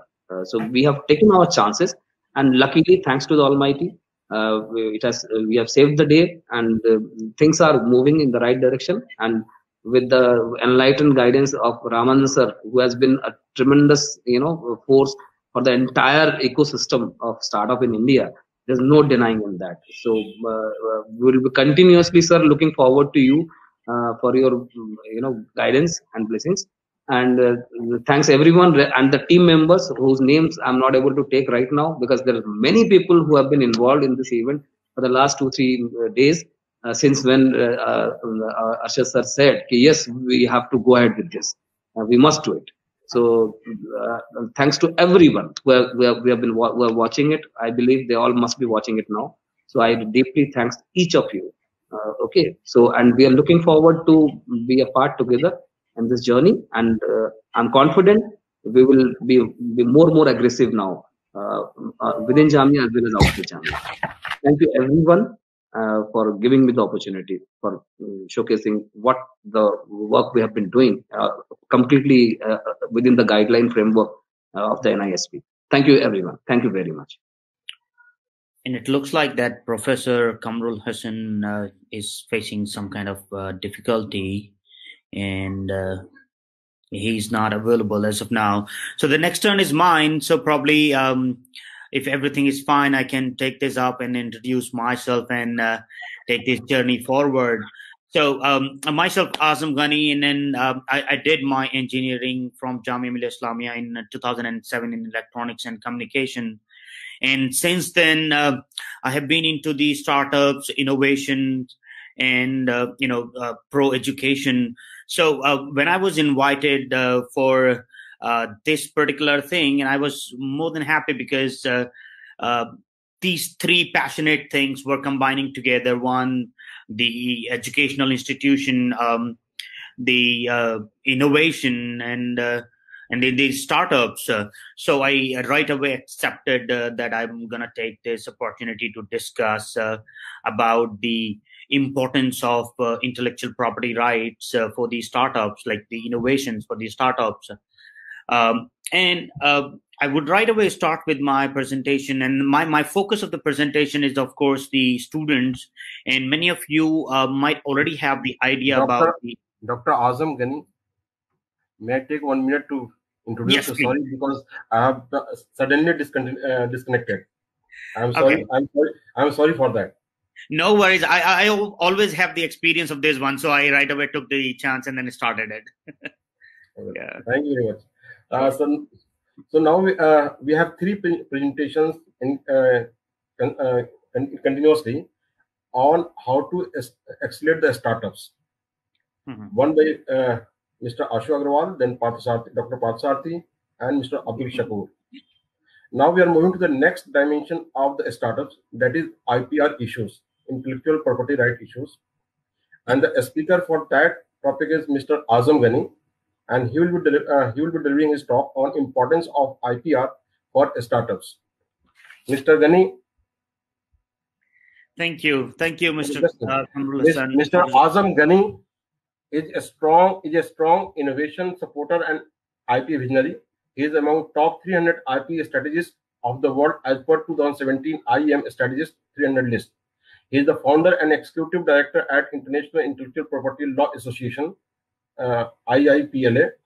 Azam's IIPLA initiative has impressed the whole IP community with not only its rapid growth, but also its acceptance in the IP community as a forum for exchange and learning for worldwide IP protection and commercialization strategies. Together with being an innovation supporter and IP visionary, Azam is a core IP strategist. He advises its clients in IP development strategy, IP management strategy, and IP monetization strategy. He works closely with CTOs and R&D heads, partners, IP councils, and licensing manager of Fortune 500 companies, IP monetization firms, general IP firms, and law firms. He is the founder and CEO of the Monteso IP. Monteso is a specialist IP service company supporting big corporate firms, top law firms, universities, top IP broking firms, many independent practitioners, investors, and startups from the USA, Europe, and Asia. He is the director of the Client Relations International Excellence Forum, which is one of its kind organization with the vision to bring out excellence in every industry.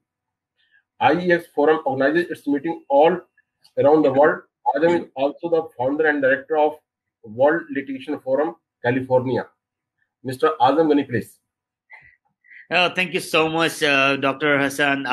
I'm glad that I'm able to join this forum. So that's one of my expertise. I said that, I also organize international conferences on intellectual property laws.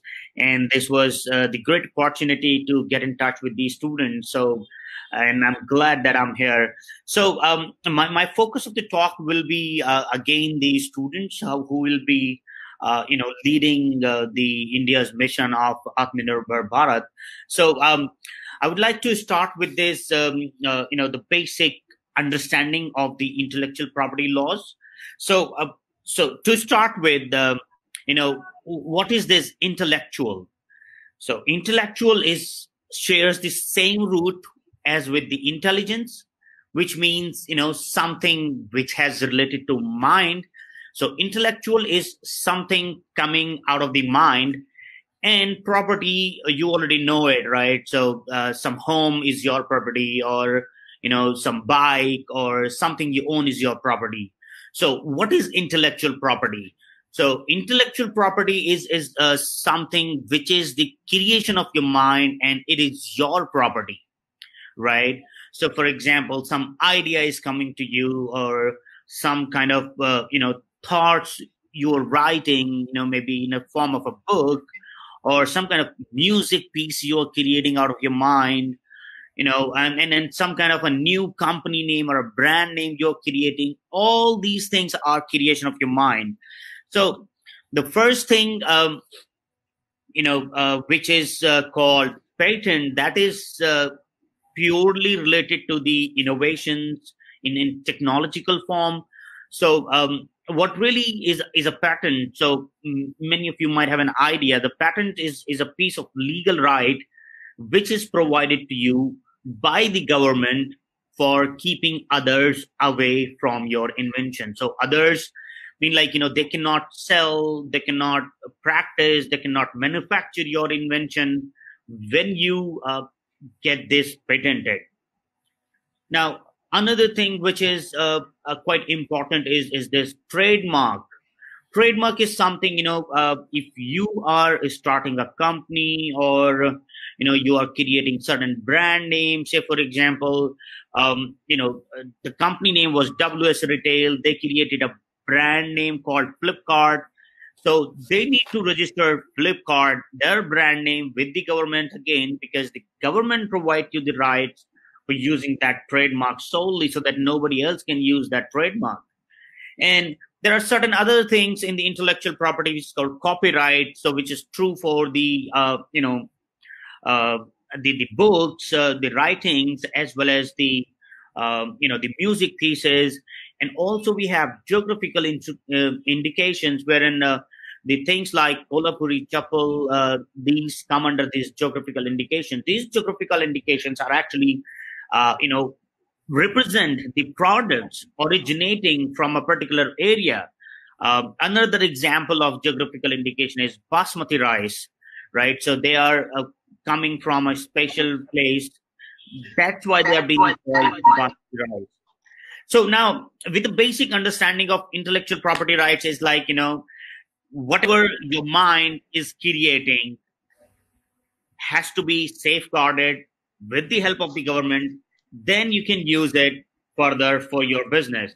So why it is important for the startup? We need to understand this. So let's look why patent is important for the startup. So the first thing is patent provides is like continuous innovation. Say, for example, if you start a company, like, which is a technology company, maybe let's assume you are a mobile phone manufacturer. Now, what really happens is that you have seen the downfall of Nokia. They did not innovate continuously, right? And then later they found themselves in a race that they are lacking behind. And then everybody else, like Samsung, Micromax, and other companies, are far ahead in the innovation. And then they have developed new products. So we must continue to, innovate, and then file for the patents, and then reward employees for the patent. That's how you will, be able to do the continuous innovation. Now, another important reason why you should do the patent is the valuation. So, for example, if your company is worth like $10 million, but you have 1,000 patents, so the company's valuation will definitely shoot up with the help of the patents. So this really helps. If you have heard about the Nortel case, the whole company was shut down, and it had 9,000 patents. So now in the end, the Google and the others together bought this whole 9,000 patent portfolio in maybe like billions of dollars. So this thing, like, the patent creates the high amount of value. So even if your company dies, the patent never dies.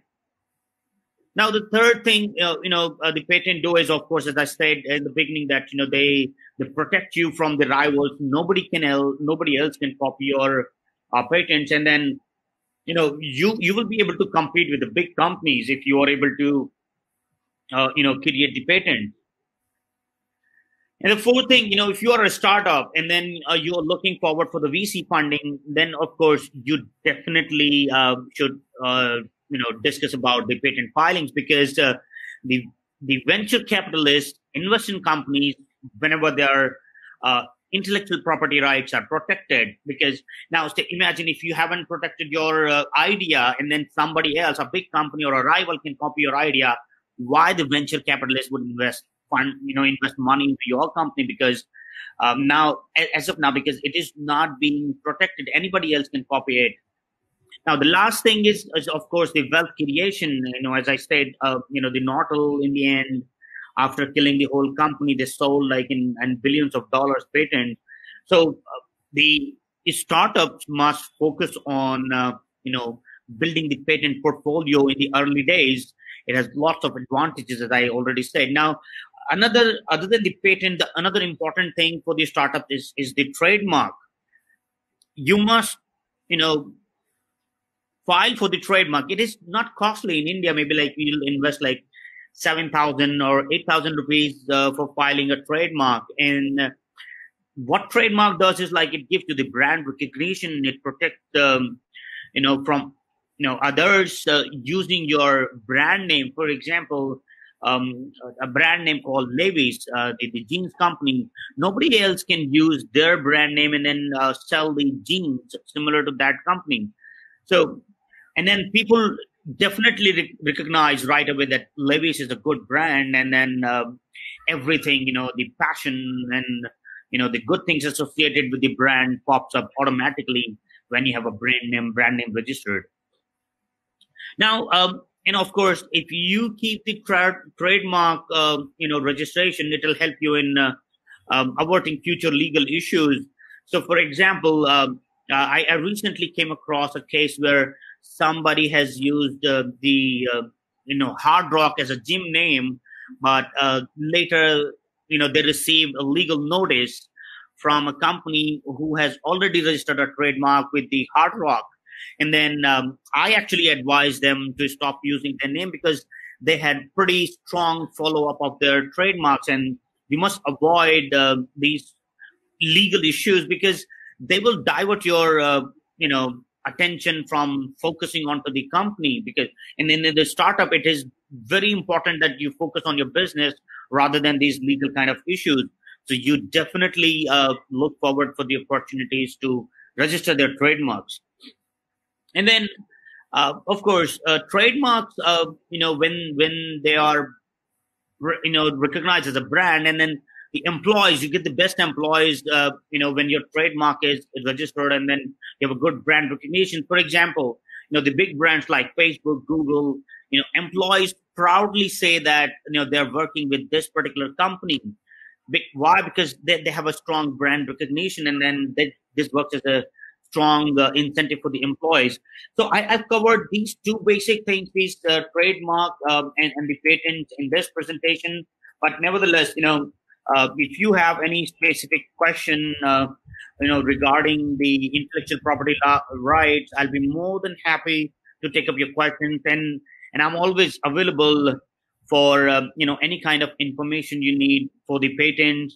IIPLA is the International Intellectual Property Law Association based out of San Jose, but we have our an office in India as well, and then we have been helping companies filing the patents in more than 150 countries, not just in India. So next time, if you have a breakthrough idea, if you want to save that idea for multiple countries, I'll be more than happy to help you there. And I'm really great and thankful for the whole team that they gave us the opportunity to talk in this forum. And then I would be more than happy to continuously part of this. And if needed, I can come down and discuss this further in physical form as well, where I can meet with people and then make them understand the importance of intellectual property rights for the startups. And I hope and wish that startups from Jamia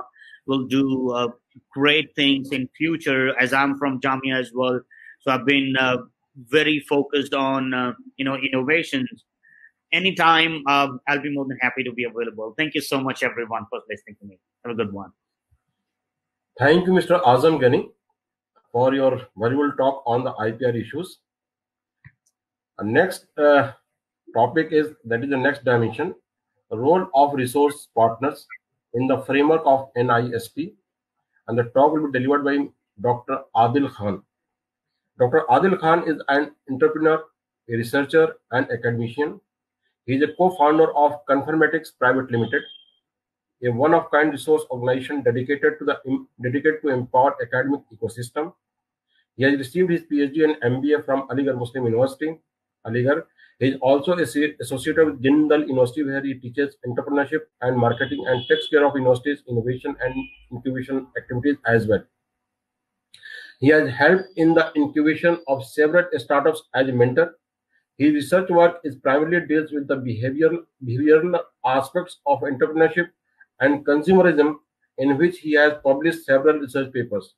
He has previously worked with Genpact India in different capacities. Now I welcome Dr. Adil Khan for his talk. And before that, I request the participants, if they have any queries, they can put their question in the chat box, and that I will summarize, and that will put up after this presentation. Dr. Adil Khan, please. Thank you very much. First of all, very warm good afternoon to all the panelists and the participants. I was a bit late to join because I think it was already full. And today I'll talk about the role of resource partners in NISP framework. So first of all, let's have a look at the basic purposes of NISP. And in its document, NISP has listed some 5 basic purposes, and I'll just read out those purposes, and then I'll talk about how different resource partners and they may align with these purposes. First thing, NISP said that one of the purposes is to promote students-driven innovation and startup, engage the students and faculty in innovation and startup activities in campus. Third is nurturing innovation and entrepreneurial ecosystem. Fourth, developing creative problem solving and entrepreneurial mindset. Fifth, partnership, intra and inter-institutional partnership with ecosystem enablers. So these are the 5 basic purposes which are listed by NISP policy. So we can generalize these 5 like these purposes as like the overarching purpose is to boost entrepreneurship in general. And if you see more closely, we specify it. The purpose is to develop an entrepreneurial ecosystem in the country, and further, more specifically, developing a university-centered entrepreneurial ecosystem in the country. So we will look at the NISP framework. Further, NISP also has proposed components of guiding frameworks, where it proposed 9 components for guiding the NISP implementation.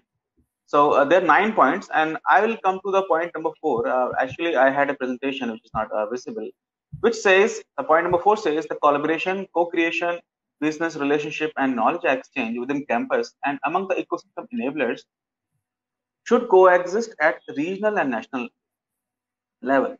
The the idea of entrepreneurship cannot exist without having a good ecosystem. And the ecosystem in any country can be developed with the help of university, taking them as an epicenter, and developing other stakeholders and their linkage with the university. So startup ecosystem is owned by people, and startups in their various stages and various types of organization in location, that may be like physical location and virtually even, and interacting as a system to create new startup companies. So all the participants, all the stakeholders in that ecosystem, one way or another, they help each other in further nurturing or developing this ecosystem and creating more organizations. So these organizations can be divided into several categories, or there are several stakeholders. So these stakeholders are universities, the funding organizations, the support organizations like the incubators, accelerators, co-working spaces, etc. They may be research organizations. There may be resource partners. Like the purpose of partners is to provide resources such as knowledge, legal, and financial resources. And there are some large organizations which also work with the startups and the universities ecosystem. So different organizations, they typically focus on some specific part of the ecosystem, and they function at the different stages of startup.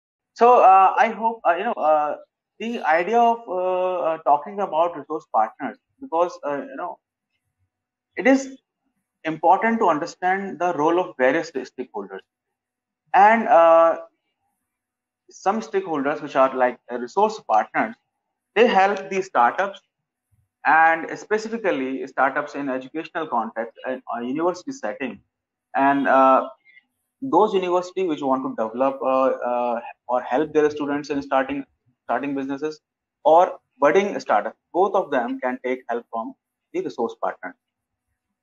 So some of the resource partners, for example, previously joined like IPR advices, they are giving advices, they are giving, and Integrado kind of companies, they're kind of resource partners, and they will help the nurturing of this ecosystem, education ecosystem, at various stages of the startup development. So I list some resource partners, and these are like advisory and mentoring partners. They may be funding and consulting partners, maybe legal consulting partners, and management consulting partners, technology brokers, maybe IPR experts, training and skill development experts, tool developers, and service providers, event organizers, portals, forums, groups, etc. So why they are important? If we see, the purpose of NISP is to develop entrepreneurship in all sizes of educational institutes. So even there are some big universities, they may have some of these things. They may help students in some of these activities, which these resource partners, which I have listed, which I have just named, they may provide those services or consulting facilities. But small organizations or small colleges, they won't be able to provide all of these services or all of these mentoring services to the students or startups. So it is important to understand their roles, so that we can have an idea about their existence in this ecosystem. So advisory and mentoring partners, as they are the integral part of the startup ecosystem. Advisory and mentoring partners help startups in pre-incubation and the takeoff stage. An advisory and mentoring partner may provide its consulting and advice in many areas. Likewise, they can have in the development of the executive summary. They can help in elevator speech and other initial documents. They can have the financial forecasting. They can develop business model canvas and pitch presentation development, and like some go-to-market strategies for developing a new product or looking for the new market sectors and new market segments. They can help in developing the comprehensive business plan, their review or their enhancement. They can help in capital raise, consulting, and the network connection. So there are many pieces of advice and services can be provided by the advisory and mentoring partners. Then next list of resource partners is the funding consulting partners. Funding consulting organizations, they act as a bridge between funding sources. This may be public or private support organizations such as universities, research organizations, or incubators. And second is startups to get funding for innovation and for startup development activities. So funding consulting organizations may also help to get funding through new funding solutions, such as angel investors or crowdfunding. So they are specialized in funding consulting organizations for different funding requirements. These are funding consulting specialized in acquisition of public-private funding for research, and funding consulting organizations in acquisition of funds in the form of loan or say grants from like say government sources, for example, say Mudra, Startup India, etc., and from venture capital funds, banks or NBFCs. So then next kind of resource partners are legal consulting partners. Legal consulting partners, they may help a startup ecosystem by providing legal advices in many areas. For example, legal advices in the formation of business, deciding the type of organizations, having the co-founder agreements, contract with employees, policies and stock options, commercial contracts, data privacy and protection, legal and regulatory framework of investment funds, legal and secretariat due diligence and dispute resolution. So these are some legal services which can be provided by the legal consulting partner. Management consulting partners, they help startups in improving their performance. They study the external environment for the startups and developing strategies, planning and vendor sourcing, the pricing of the projects, helping in business branding. So some of various partners, various kinds of resource partners, they may have some overlapping services. So there is no clear demarcation. Next thing is technology brokers. Technology brokers are people who discover how to bridge the emergent world and apply the scientific concept or processes to new situation or circumstances. They work on like unstructured problem, or they try to solve the unstructured problems of their clients. So they keep an eye on inventors and technologies processes they have developed. They identify the people, organizations who may be interested in commercializing these technologies or processes, and then they facilitate the technology transfer. Next kind of resource partners are IPR experts. So they are extremely important as a part of ecosystem. I think the importance of IPR experts has been sufficiently discussed in Mr. Ghani's talk. So training and skill development partners. The next in the list is training and skill development partners. So a robust training and skill development is very much required to nourish the budding entrepreneurs. And apart from the academicians from the base university, a lot of industry experts are required to train various skill set to the entrepreneurs. There is a requirement for these kind of training and skill development partners as well. Then there are tool developers, service providers. Like there's some specific tools may be required by the startups. So tool developers, they help in like for example, they may act in different functionalities, maybe like project management. They might help tracking the finance and sharing the documents, connecting with the network, or maybe managing the social media marketing teams.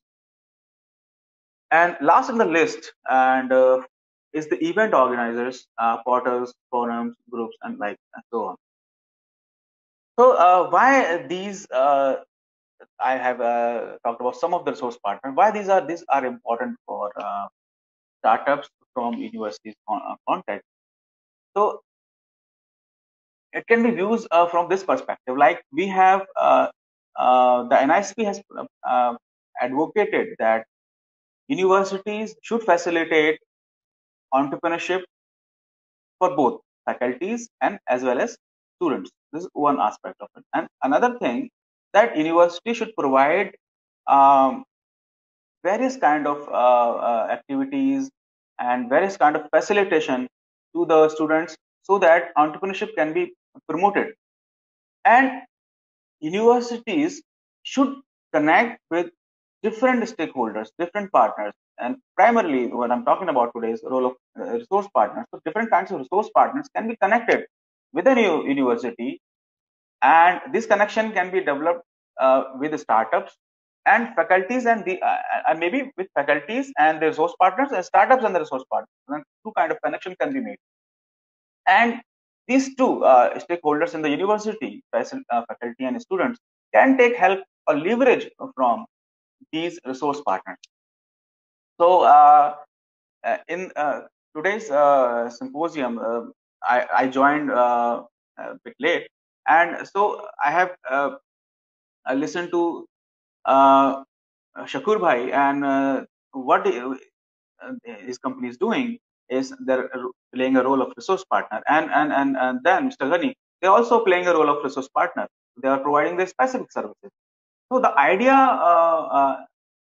is the university should connect with these partners so that they can leverage their startup, and they can further add in this entrepreneurial ecosystem in this country. So startups, they do not exist and cannot exist in vacuum. They are born in a specific context, as they are part of a big network, big entity as a system, and they're much bigger than themselves. The entrepreneurs, they are supported by a community of people, community of organizations, and other startups which are like around them. So this is what I'm referring, like we are referring to startup ecosystem, and resource partners. They are like individuals or the organizations. They should be considered as very integral part of the healthy and productive startup ecosystem. So at Conformatics, we also provided support services to budding entrepreneurs. And most of the problems we solve, they're unstructured. Like startups, they come with their problems, and we create case studies for them, and then we elicit their problems, they further probe and understand their problems better, and they provide them a case study with solution. And when they agree, they provide them full-fledged, customized solution to the startup and to higher education institutes. So on this note, I'm finishing. Thank you very much. Thank you, Dr. Adil Khan, for discussing the role of resource partners, one of the key stakeholders in the startups. Hope the participants will be benefited with all the talks. Now we are coming to the last part of the program, that is symposium. That is concluding remarks and vote of the thanks by Professor Arshad Noor Siddiqui. Professor Arshad Noor Siddiqui is a professor in the Department of Mechanical Engineering, Jamia Islamia, New Delhi. He is the coordinator and convener of National Innovation and Startup Policy at Jamia Islamia. He is also the in charge of Center for Innovation and Entrepreneurship, Jamia. Dr. Siddiqui has also worked in AIST on deputation. Dr. Siddiqui has PhD in Mechanical Engineering from IIT Delhi. He has published more than 200 research papers in reputed international journals with more than 2,500 citations and 27 H-index on Google Scholar. He has also published seven books and has 5 patents to his credit. He is recipient of Raja Ram Bapu Patil National Award for Promising Engineering Teacher. He has a member of different professional bodies like Senior Member of Society of Manufacturing Engineering, USA, Member of Society of Automotive Engineers, USA, Life Member of Indian Society for Technical Education, New Delhi, etc., etc. Now I request Dr. Arshad Siddiqui to give his concluding remarks and vote of thanks. Dr. Arshad, please. Thank you very much, Professor Kamrul Hassan. I really thank you for doing the honors, and it's my duty rather to thank all